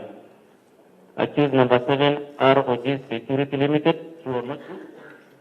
Accused number 8, Anthony Otieno Mbuk alias Jamal. Count number 16, Kyoko Mike Sonko Ngugi Gideon. You have been charged with the acquisition of proceeds of crime contrary to Section 4 of Proceeds of Crime and Anti-Money Laundering Act number 9 of 2009. And the particulars of the offense is between 27th and 28th December 2018 at Equity Bank Limited within the Republic of Kenya, being the governor of Nairobi City County, received a sum of actually 8,400,000 from Frederick Odhiambo alias Fred Oyugi through Euro Enterprises, being the property of Nairobi City County Government, while knowing that the said property formed part of proceeds of crime. True or not true? Count number 17, West Tribe Limited, Danson Muchemi Njundi, Robert Muriri, Zablon Onyango Ochomo, ROG Security Limited, Anthony Otieno Ombok. You have been jointly charged with money laundering contrary to Section 3B, subsection 1, Section 16 of the Proceedings of Crime and Anti-Money Laundering Act. And the particulars of offences between 14 and 16 January 2019 within the Republic of Kenya, being private limited companies and the directors of the said companies thereof, with intent to unlawfully dispose of monies received from Nairobi City County government, jointly engaged in a transaction to conceal an amount of 10 million, whilst having reason to believe that the said monies were proceeds of crime.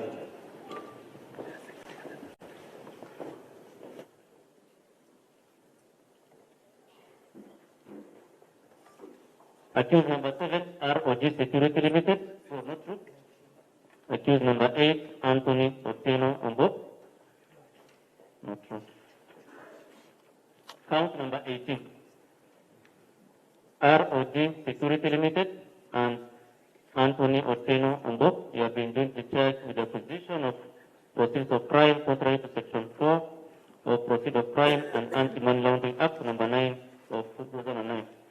And the particulars is between 14 and 16 January 2019 at Equity Bank Limited within the Republic of Kenya, being a private limited liability company and director of the state company thereof, received property, namely a sum of 10 million from West Tribe Limited, being the property of Nairobi City County government, while knowing that the said property formed part of proceeds of crime.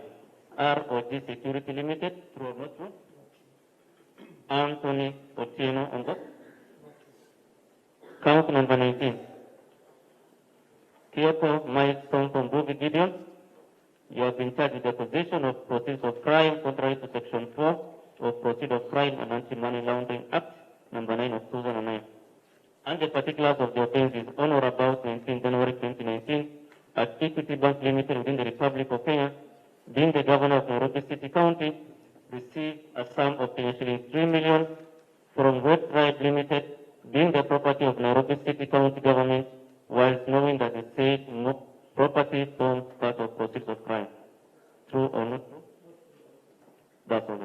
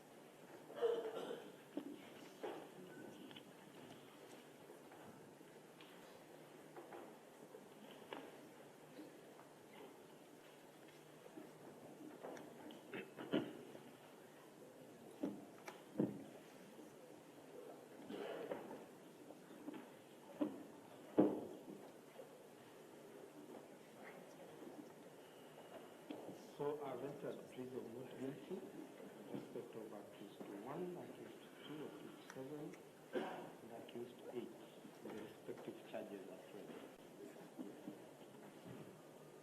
Yes, Your Honor, with your kind permission, I was seeking directions that the prosecution indicates as to whether they're objecting to release of the first accused on bond, and also if there's an affidavit. We understand that there was an affidavit that was to serve us with the if they can be directed to do that now, so that when we are making the application for bond and bail, Your Honor, we're in a position to know exactly what we'll be dealing with, as opposed to now making the application, then they serve us with an affidavit, because we do understand that they were supposed to serve us with one this morning. So if the court could kindly direct that so that we know what the position is.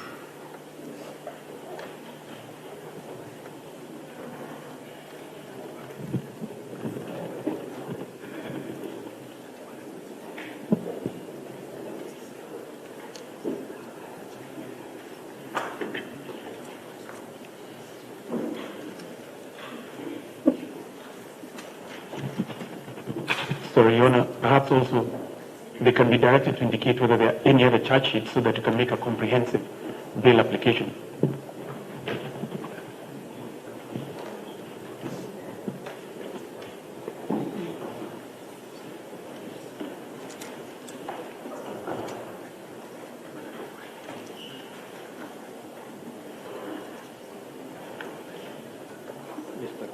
Now, Your Honor, on behalf of the second accused person, I would also wish to get an indication from the prosecution. My name is Macheo Ogutu. Ogutu. Yes. As on behalf of the second accused person, I would also seek indication from the prosecution whether they'll be opposing a release of my client on bail. That is the second accused person.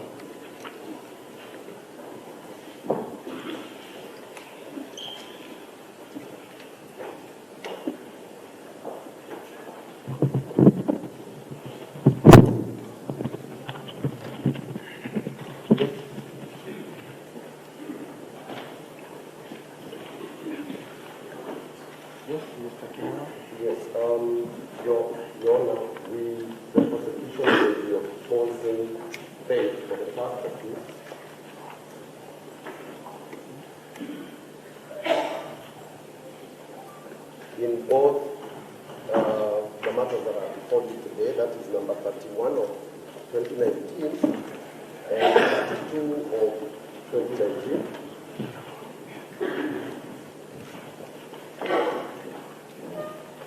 As regards the rest of the accused persons, we shall not be opposing bail. As regards the rest of the accused persons in both the charge sheets, we shall not be opposing bail. However, we shall be addressing you on the terms of bail.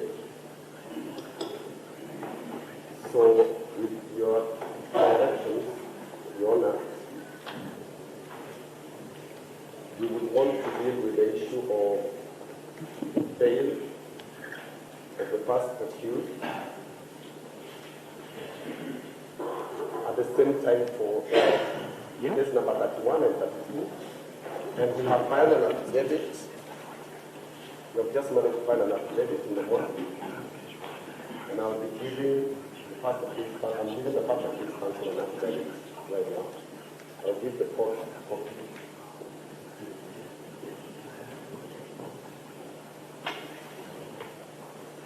So you will be giving or you are giving? I'm just giving you.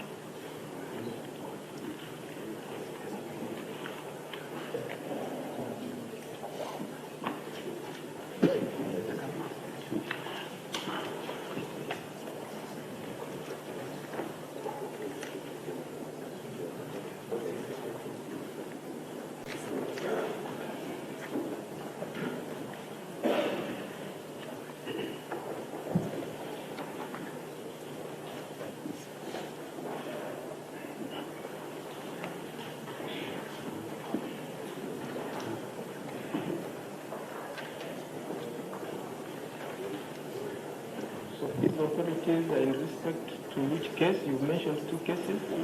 Yes, there are two cases, but on the issue of bail, for the first accused, which the prosecution will be reporting, both cases will cover both cases, yes.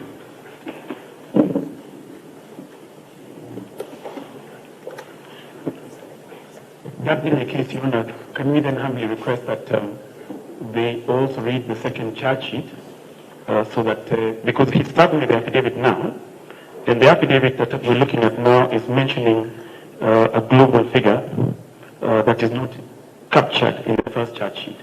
So it would only be fair to the first accused person that the second charge sheet be read so that also it's also tidier and neater so that we also make the applications once and for all for bail.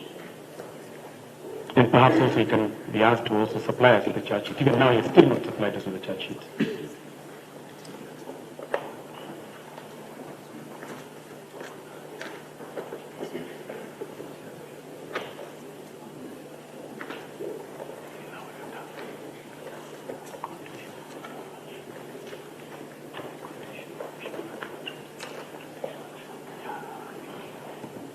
Mr. Kihara the second charge sheet. Have you supplied it?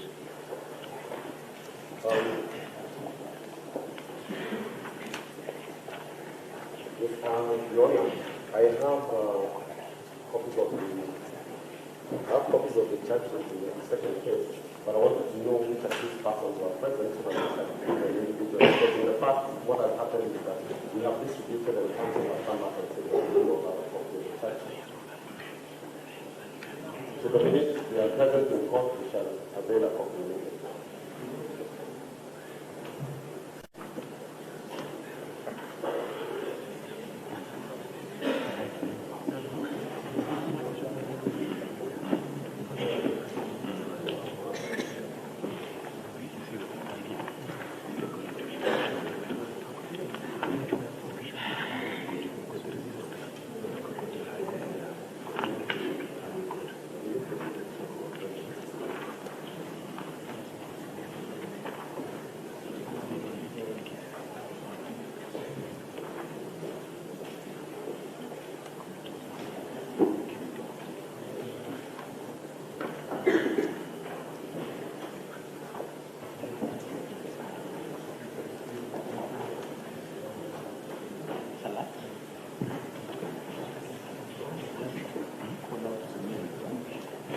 So we'll have the names in the second charge sheet called out so that you issue the charge sheet.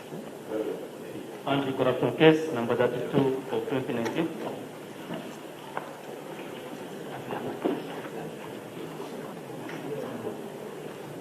Kyoko Mike Sonko Bubi Gideon alias Bubi Gideon Kyoko Mike Sonko alias Bubi Gideon Kyoko alias Mike Sonko Bubi Gideon Kyoko alias Bubi Gideon Kyoko Sonko. Chitambua Karioki. Chitambua. Kati Mwangati. Wambua Ndaki Ndaka. Wambua Ndaka. Andrew Nyasiego. Andrew Nyasiego. Samuel Wangi Ndugu. Samuel. Edwin Karioki Murimi. Edwin. Lawrence Wangi Mukuru. Preston Wandiki Muriti. Yes. Right.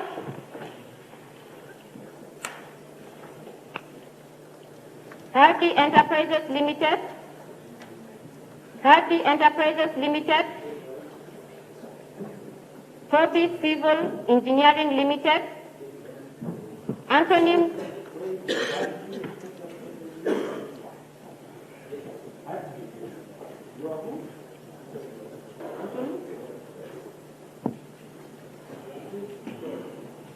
Yes.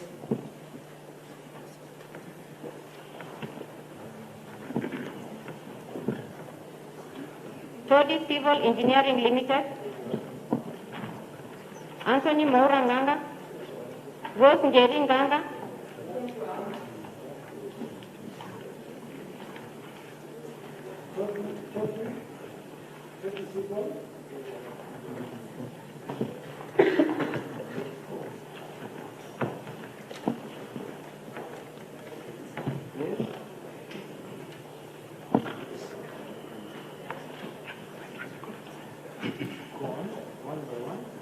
Anthony Maura.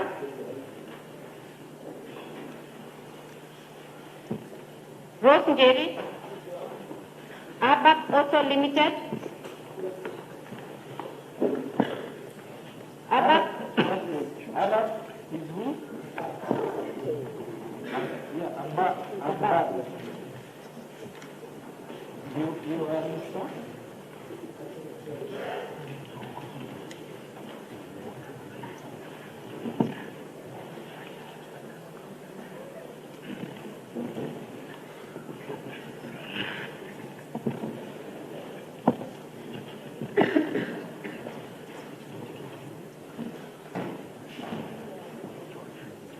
Mr. Kihara, I thought when you are doing a charge sheet, the names of persons come first before the corporation, the company?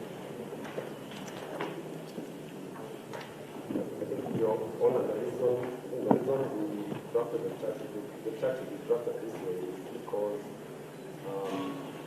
we were putting the proximity of the directors with the country because we'll be taking the case effectively. Probably in the future we can put a company. Yes, the names of the persons should come first and then the names of the company so that we know how to align them. Now, call out number 15. ROG Security Limited. ROG Security Limited. Accused 17.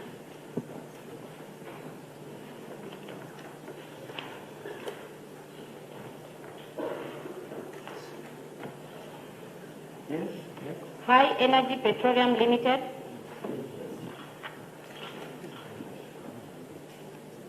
Yes. Anthony Otieno Ombo.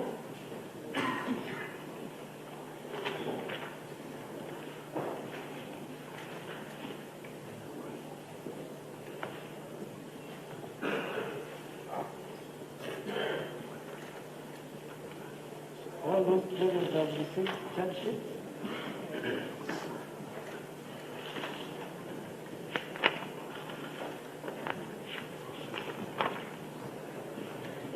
Mr. Miller, you have received the charge sheet? Yes, Your Honor, I have the charge sheet. For Peter Lugwa,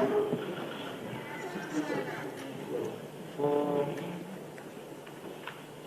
Patrick Mwangangu, yeah? For Preston Mwandiki, is it? For Hadi Enterprises, Todi Engineering, Anthony Moore, Rose Jerry, and then the rest are for at least 17, Anthony and Bok. You have to see?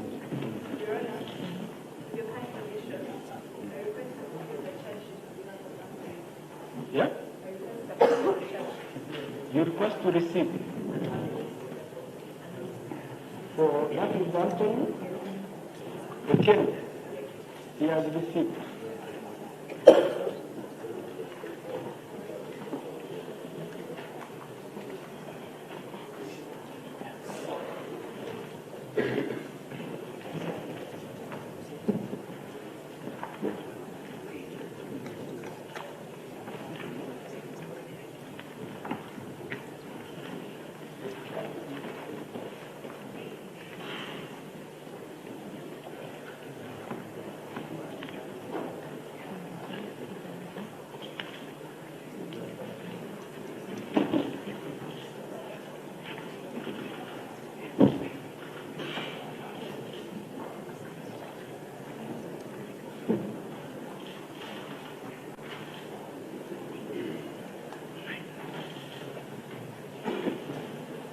So read out the charges.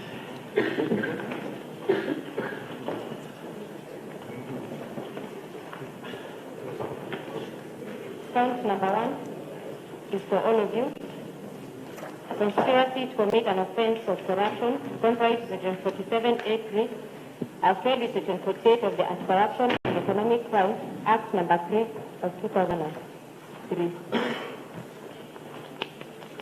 Particulars are, between 24th May 2018 and 28th March 2019, in Nairobi City County, within the Republic of Kenya, being the Governor, County Secretary, Head of Supply Chain Management, Senior Clerical Officer, Tender Negotiations, Opening and Evaluation Committee members of Nairobi City County Government, private limited liability companies and directors of the said companies, thereof jointly and knowingly conspired to commit an offense of corruption, namely embezzlement of public funds in the sum of Kenya shillings 357,390,229.95 from Nairobi City County Government. Kyoko Mike Sonko, true or false? Peter Mbugwa, true or false? Patrick Wangagi, true or false?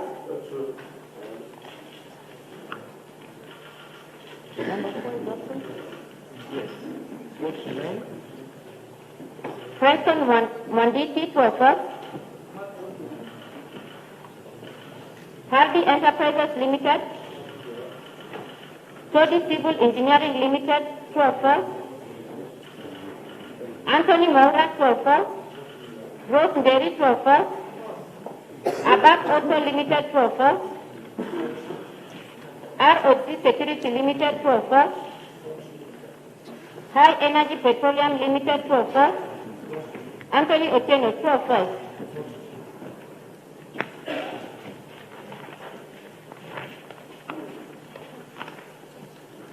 Count 2, Peter Karaoke, acting without authorization, contrary to Section 196(7)(b) of the Public Finance Management Act number 18 of 2012.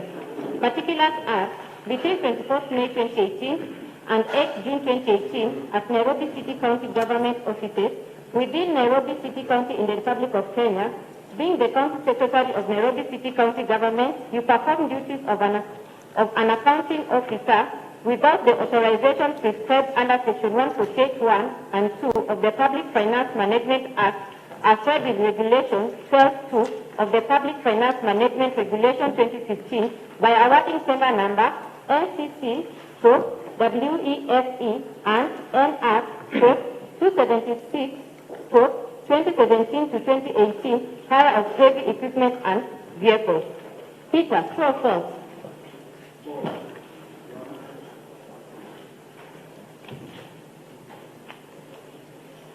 Count 3, Peter Mbugwa Karaoke, abuse of office contrary to Section 46 as read Section 48 of the Anti-Corruption Economic Crimes Act number 3 of 2003. Particulars are, on or about 8 June 2018 at Nairobi City County Government offices within the Republic of Kenya, being a person employed in Nairobi City County Government, to which the County Secretary used the office to improperly confer a benefit to Hardy Enterprises Limited for tender number NCC/WEFE and NR/276/2017 to 2018 for hire of heavy equipment and vehicles by unlawfully awarding a contract for the said tender without authority. Peter Karaoke, true or false?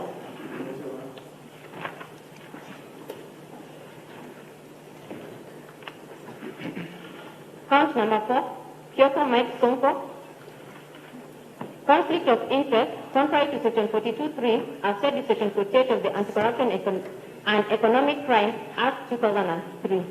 Particulars are, on 17th December 2018, at Equity Bank Limited in the Republic of Kenya, as an agent of a public body to which the Governor of Nairobi City County, you knowingly acquired an indirect private interest in a contract connected to a public body to which a contract of tender number NCC/WEFE and NR/276/2017 to 2018 for hire of heavy equipment and vehicles used by Nairobi City County Government by receiving a sum of Kenya shillings 3 million from Hardy Enterprises Limited through Toby Civil Engineering Limited.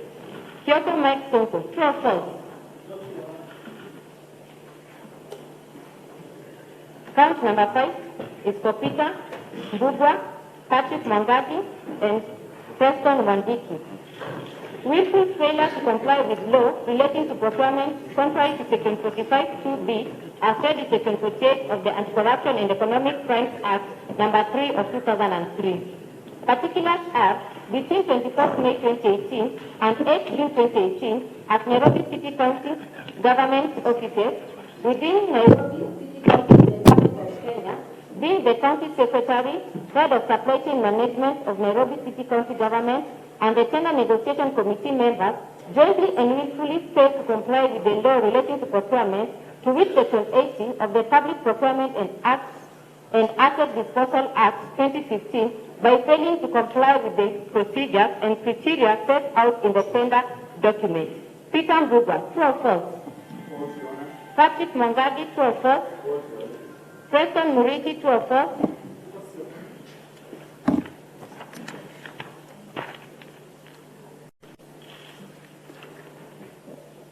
Count number 6, Preston. Willful failure to comply with law relating to procurement contrary to Section 45(2)(b as said in Section 48 of the Anti-Corruption and Economic Crimes Act number 3 of 2003.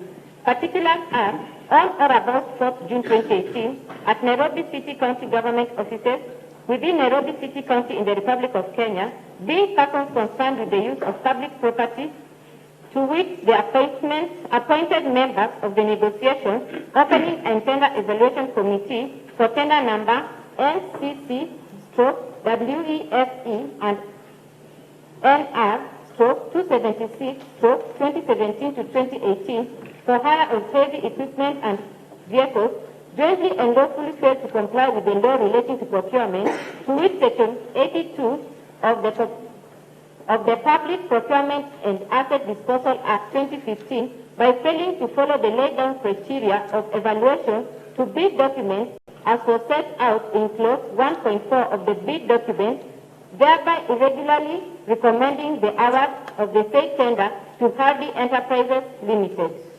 Preston Mwandiki, true or false? Count number 7, Peter Mbugwa. Willful failure to comply with the law relating to procurement, contrary to Section 45(2)(b, as read in Section 48 of the Anti-Corruption and Economic Crimes Act number 3 of 2003. Particulars are on or about 24th May 2018 at Nairobi City County Government offices within Nairobi City County in the Republic of Kenya, being a person concerned with the use of public property, to which the county secretary willful failed to comply with the law relating to procurement, to which Section 104A of the Public Procurement and Asset Disposal Act 2015 by commencing negotiations prior to issuing of the tender document. Peter Mbugwa, true or false?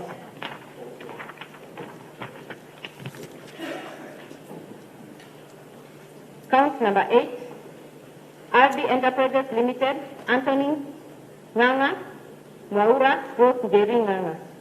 Unlawful accusation of public property contrary to Section 45(1)(a, as read in Section 48(1) and 2 of the Anti-Corruption and Economic Crimes Act Crime Act 2003. Particulars are between 5th July 2018 and 28th March 2019 within Nairobi City County in the Republic of Kenya, being a limited liability company and directors of the said company, you unlawfully acquired public property to which Kenya shillings 357,390,229.95 from Nairobi City County Government in respect of tender number NCC/WEFE and NR/276/2017 to 2018 for hire of heavy equipment and vehicles. Hardy Enterprises Limited, true or false? Anthony Nganga, true or false? Rose Njeri, true or false? Count 9, Andrew Nyasiego. Deceiving principles contrary to Section 41(2) as said in Section 48 of the Anti-Corruption and Economic Crimes Act number 3 of 2003. Particulars are between 5th July 2018 and 28th March 2019 at Dandora Dam site within Nairobi City County in the Republic of Kenya, being senior clerical officers, you prepared falsified documents, namely dam site reports to Nairobi City County Government, which you knew contained misleading information regarding the tonnage of the solid waste tonnage that was purportedly delivered to the said dam site by Hardy Enterprises Limited, thereby occasioning a loss of Kenya shillings 2,069,865.36 by the Nairobi City County Government. Andrew Nyasiego, true or false? Andrew, true or false?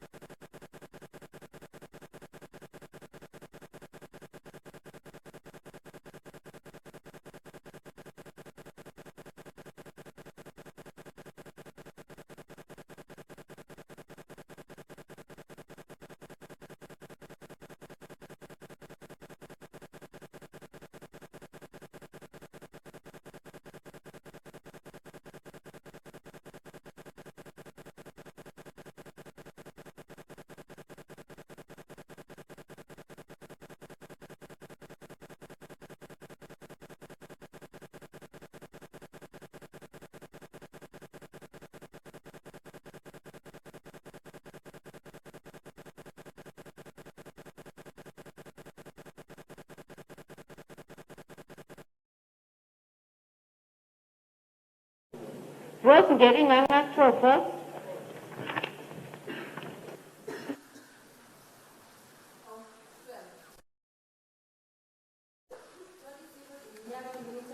Anthony Morangana, Rose Ngeri Nganga. Accusation of proceeds of crime contrary to Section 4 of Proceeds of Crime and Anti-Money Laundering Act No. 9 of 2009. Particulars are Between 16th October 2018 and 28th March 2019, at Equity Bank Limited, within the Republic of Kenya, being a private limited liability company and directors of the said company, thereof received property, namely a sum of Kenya shillings 55,800,000 from Hardy Enterprises Limited, being the property of Nairobi City County Government, with knowing that the said property forms part of proceeds of a crime. Toby Civil Engineering Limited, true or false? Anthony Maura Nganga, true or false? Rose Ngeri Nganga, true or false?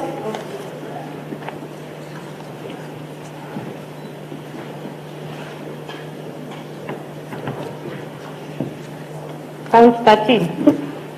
Kiapa Mike Sonko Mbuvi. Accusation of proceeds of crime contrary to Section 4 of Proceeds of Crime and Anti-Money Laundering Act No. 9 of 2009. Particulars are, on 17th December 2018 at Equity Bank Limited, within the Republic of Kenya, being the governor of Nairobi City County, received a sum of Kenya shillings 3 million from Toby Civil Engineering Company Limited, being the property of Nairobi City County Government, who is knowing that the said property forms part of proceeds of a crime. Kyoto, Mike Sonko, true or false?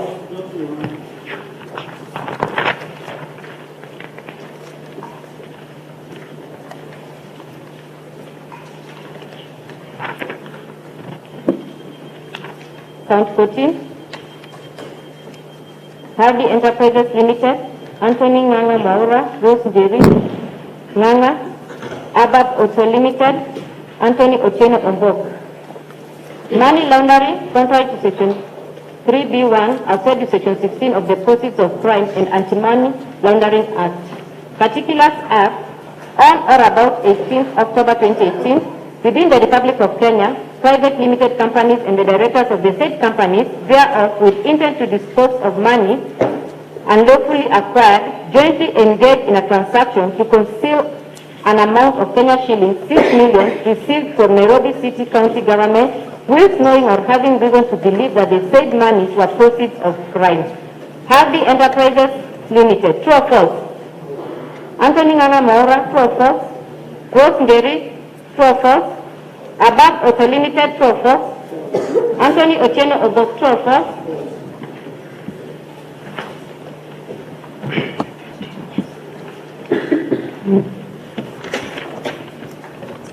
Count number 15. Abab Auto Limited, Anthony Otieno Obok alias Jamal.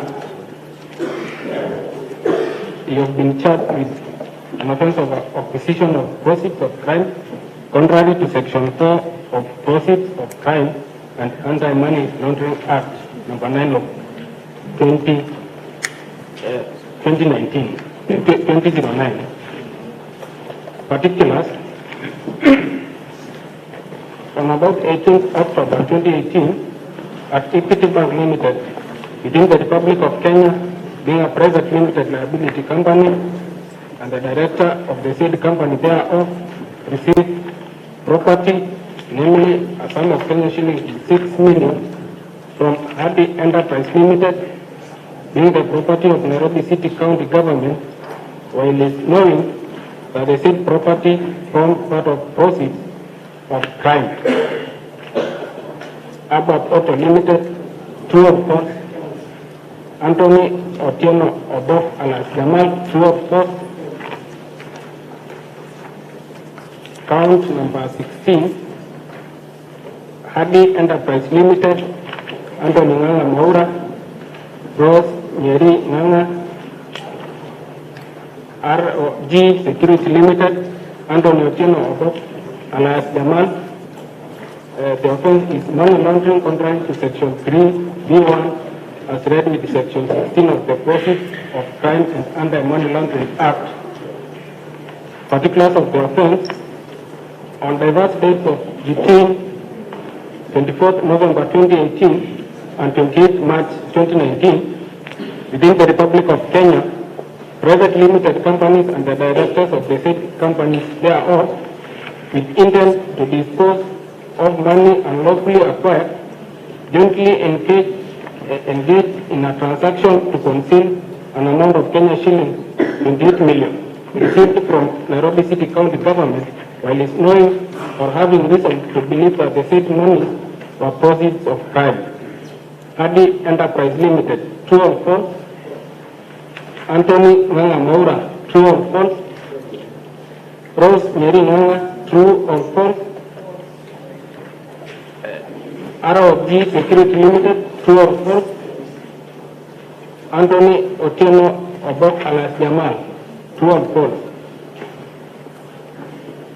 Count number 17 for ROG Security Limited, Anthony Otieno Obok alias Jamal. Acquisition of proceeds of crime contrary to Section 4 of Proceeds of Crime and Anti-Money Laundering Act number 9 of 2009.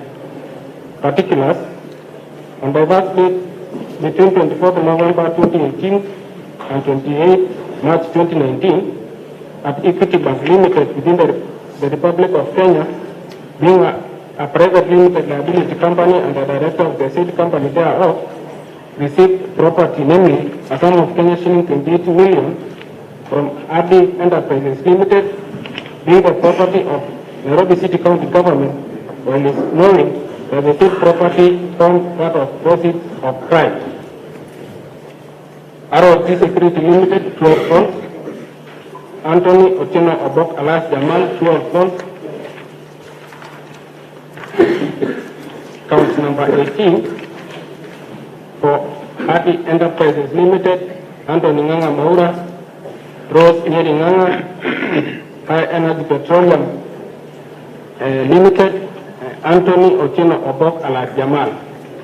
The offense is money laundering contrary to Section 3B1 as read with Section 16 of the Proceeds of Crime and Anti-Money Laundering Act.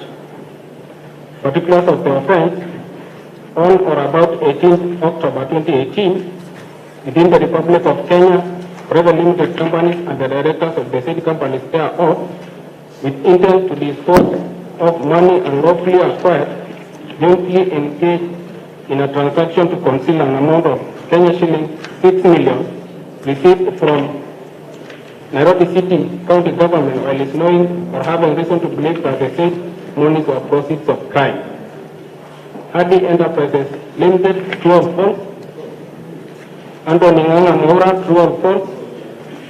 Rose Nyeri Nganga, true or false?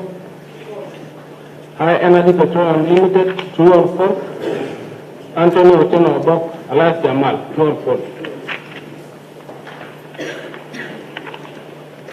Count number 19 for High Energy Petroleum Limited and Anthony Otieno Obok alias Jamal. The offense is acquisition of proceeds of crime contrary to Section 4 of Proceeds of Crime and Anti-Money Laundering Act number 9 of 2009.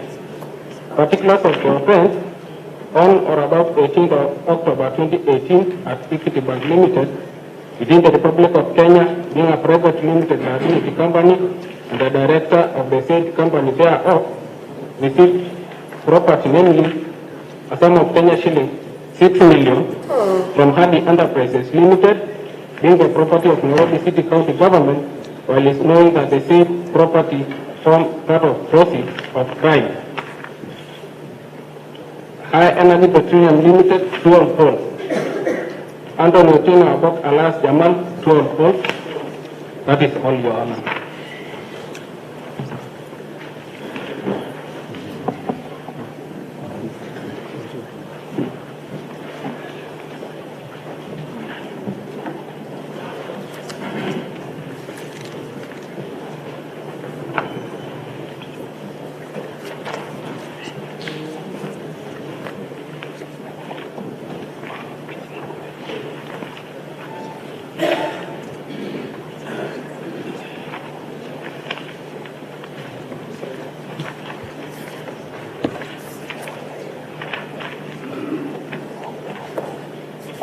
who have entered pleas of not guilty with respect of the accused persons who have responded?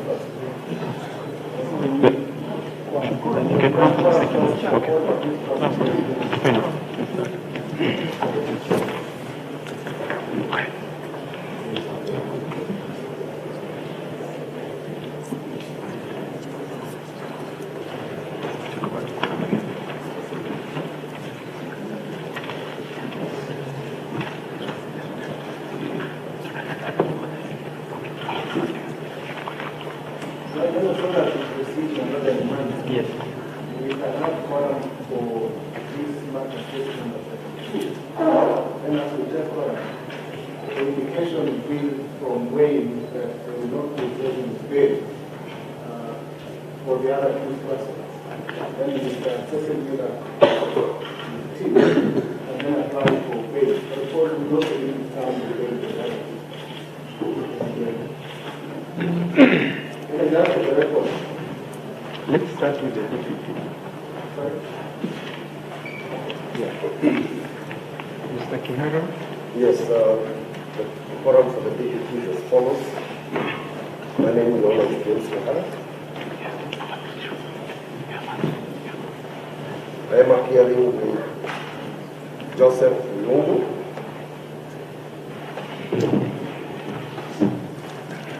Alex Abdullah, Wesley Macheo,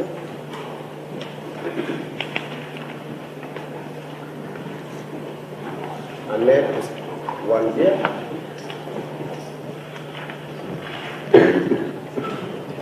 Mr. J.D. Owiti, and Judy Doguri.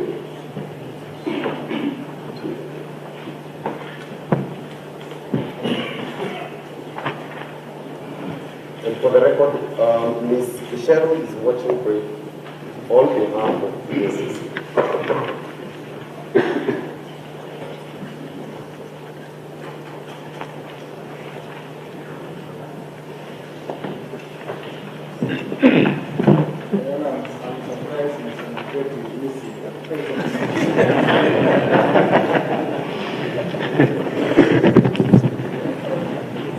Yes, Your Honor, for this particular case number 32, my name is Miller, appearing for the first accused person.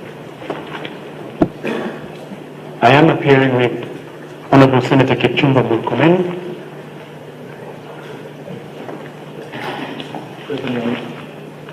Honorable Senator Mutula Kilonzo Jr.,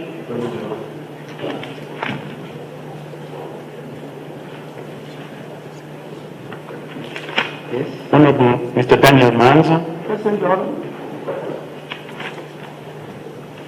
George Kithi, Present. Harvey Nelson, I'm present, Your Honor. Kwanga Mboya, Alphonse Mutinda,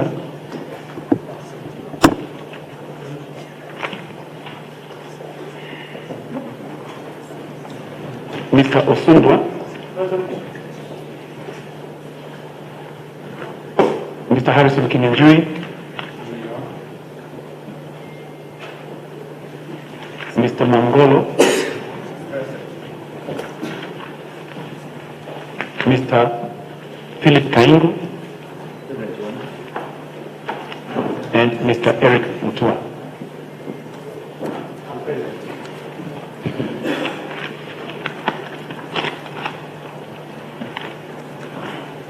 Yes. You want to please? Yes. Yes. Together with my learned friend, Mr. Pierre, we hear for the second.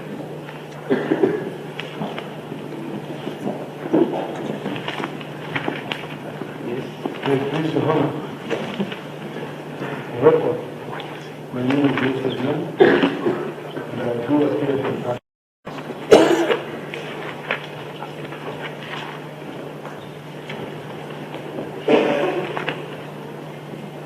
That is all.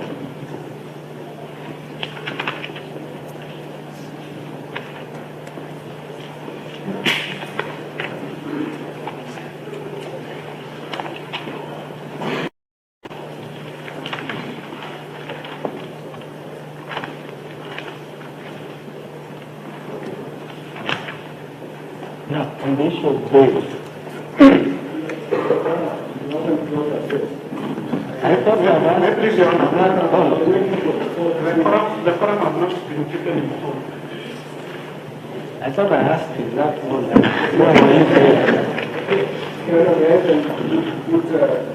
For the 10, that's how the enterprises, 11, 12, for 10, 11, 12, and 13 at each person. 12 is often the owner and 13 is supposed to be the lead. I appear together with Mr. Bengo, Senator Mulkomen, Honorable Alice Wahome, Mr. Nicholas Mugamba, and Mr. Leonard Okoma.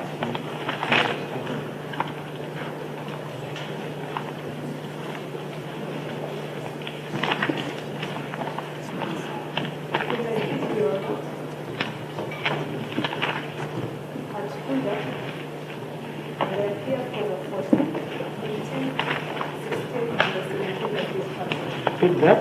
Wonderful.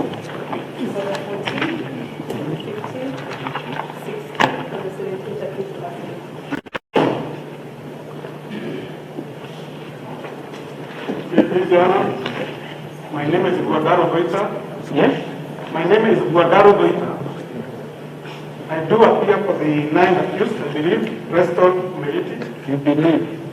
I was not given the charge sheet, so I written it somewhere. Whom do you appear for? Preston Meriti should be the 9 accused. Let me confirm for you. Yes. Preston? Monique Meriti. 9 accused. Yes. Who else is remaining? Okay.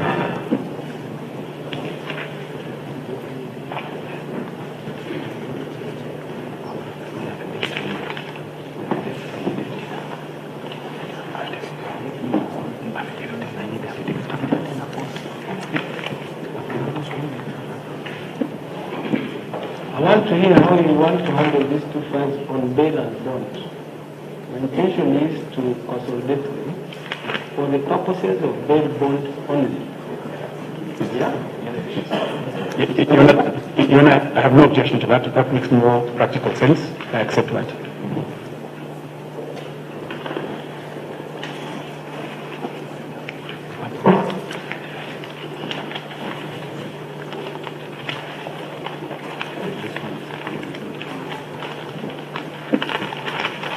Anybody to the contrary from the defense? No. From DPP, Mr. Kimara? We are amenable to that position, Your Honor.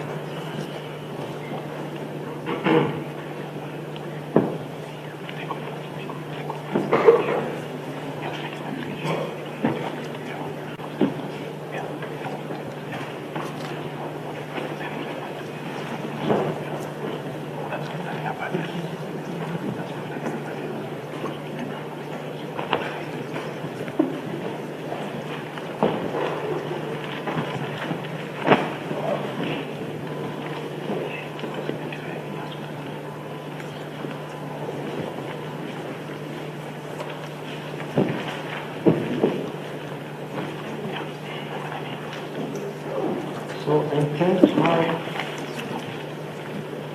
that issue dealt with in SCC 32 of 2017.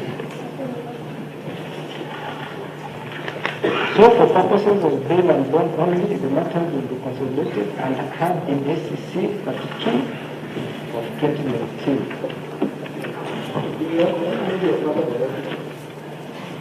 Soon the record is clear that they are not proposing one again for all the other two persons in number 2 and in number 21. Your Honor, if we address from the time, we will be applying a course of reform.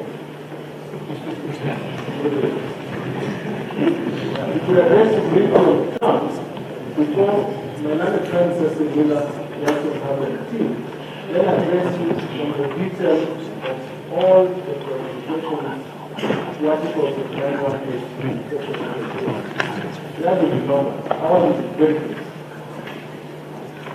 I will just take 1 minute to suggest to exam.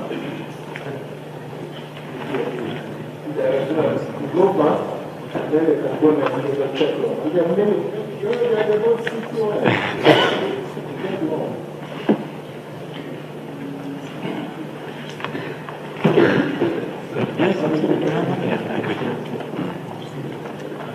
Your Honor, the court has already consolidated both files for purposes of the state application. And irrespective of whether the submissions on behalf of this person will end the law. Yeah? So irrespective of whether the submissions on behalf of the party, this person may be amended or not, I believe it would be more practical to address you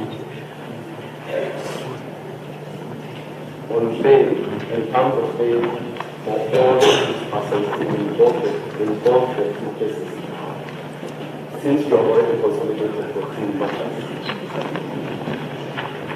That is all.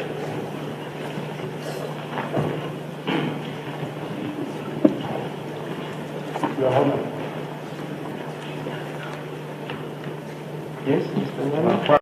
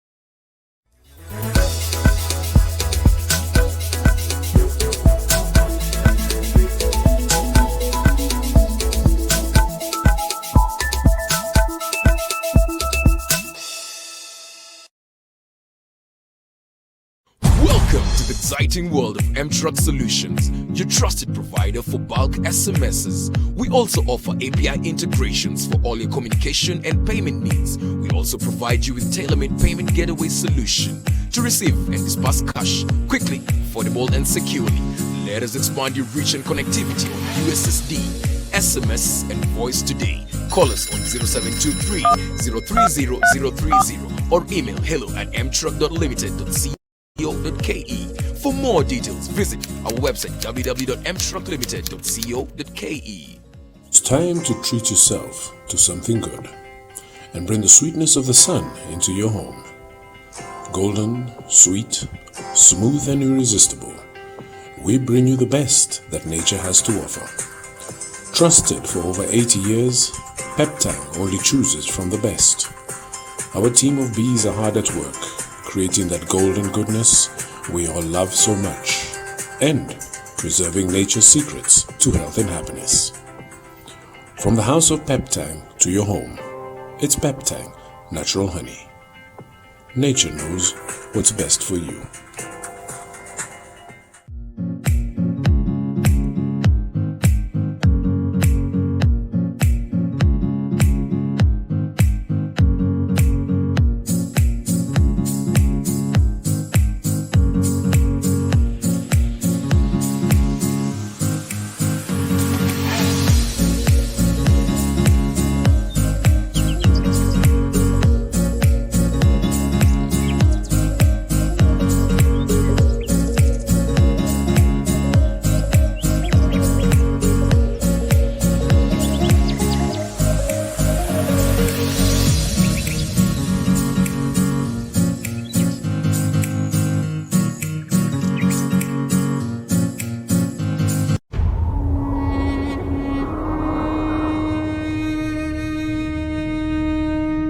Kwa zaidi ya miaka 40, baba na mwana wakatengana. Mwana akawa mhalifu na kunusurika kifo mara kadhaa. Niliona flash zikipita za blue, zile sparks. Lakini niliposikia imepita ya kwanza, nikajua kama sijaisikia haiko kwa mwili. Kwa hivyo twende tupatane nayo mbele. Hatimaye akaokoka. Na nikaenda hapo na Bwana nikaenda nikapatiana maisha yangu kwa Yesu Kristo. Na zaidi akapatana na babaye. Ni vibwanga vya dunia ya pili. Nami ni Wabugu Yusuf.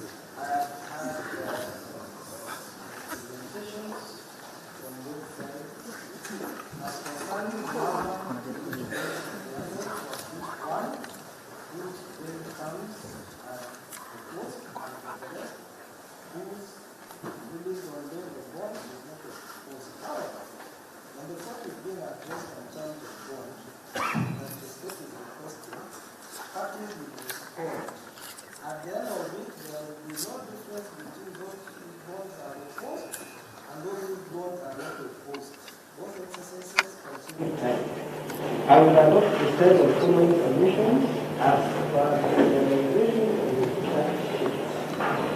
Hence, the evidence will not be separated.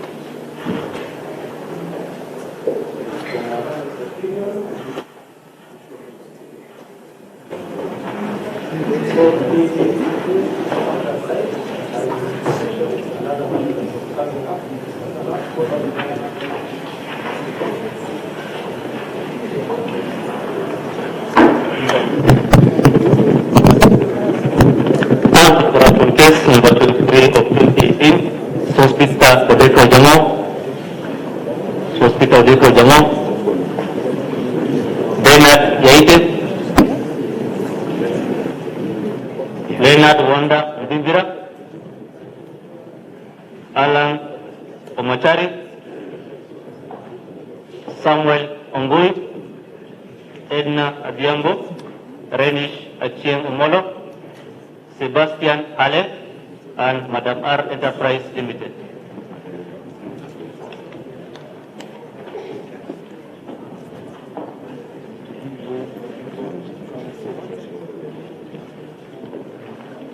Please give way for them to come forward.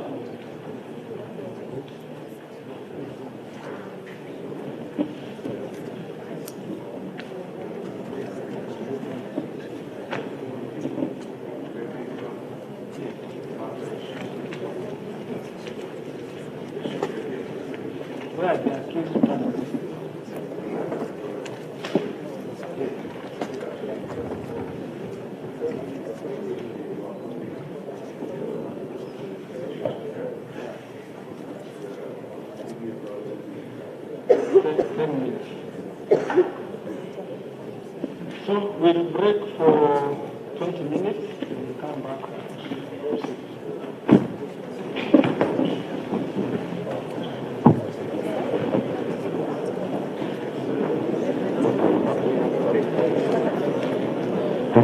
Thank you.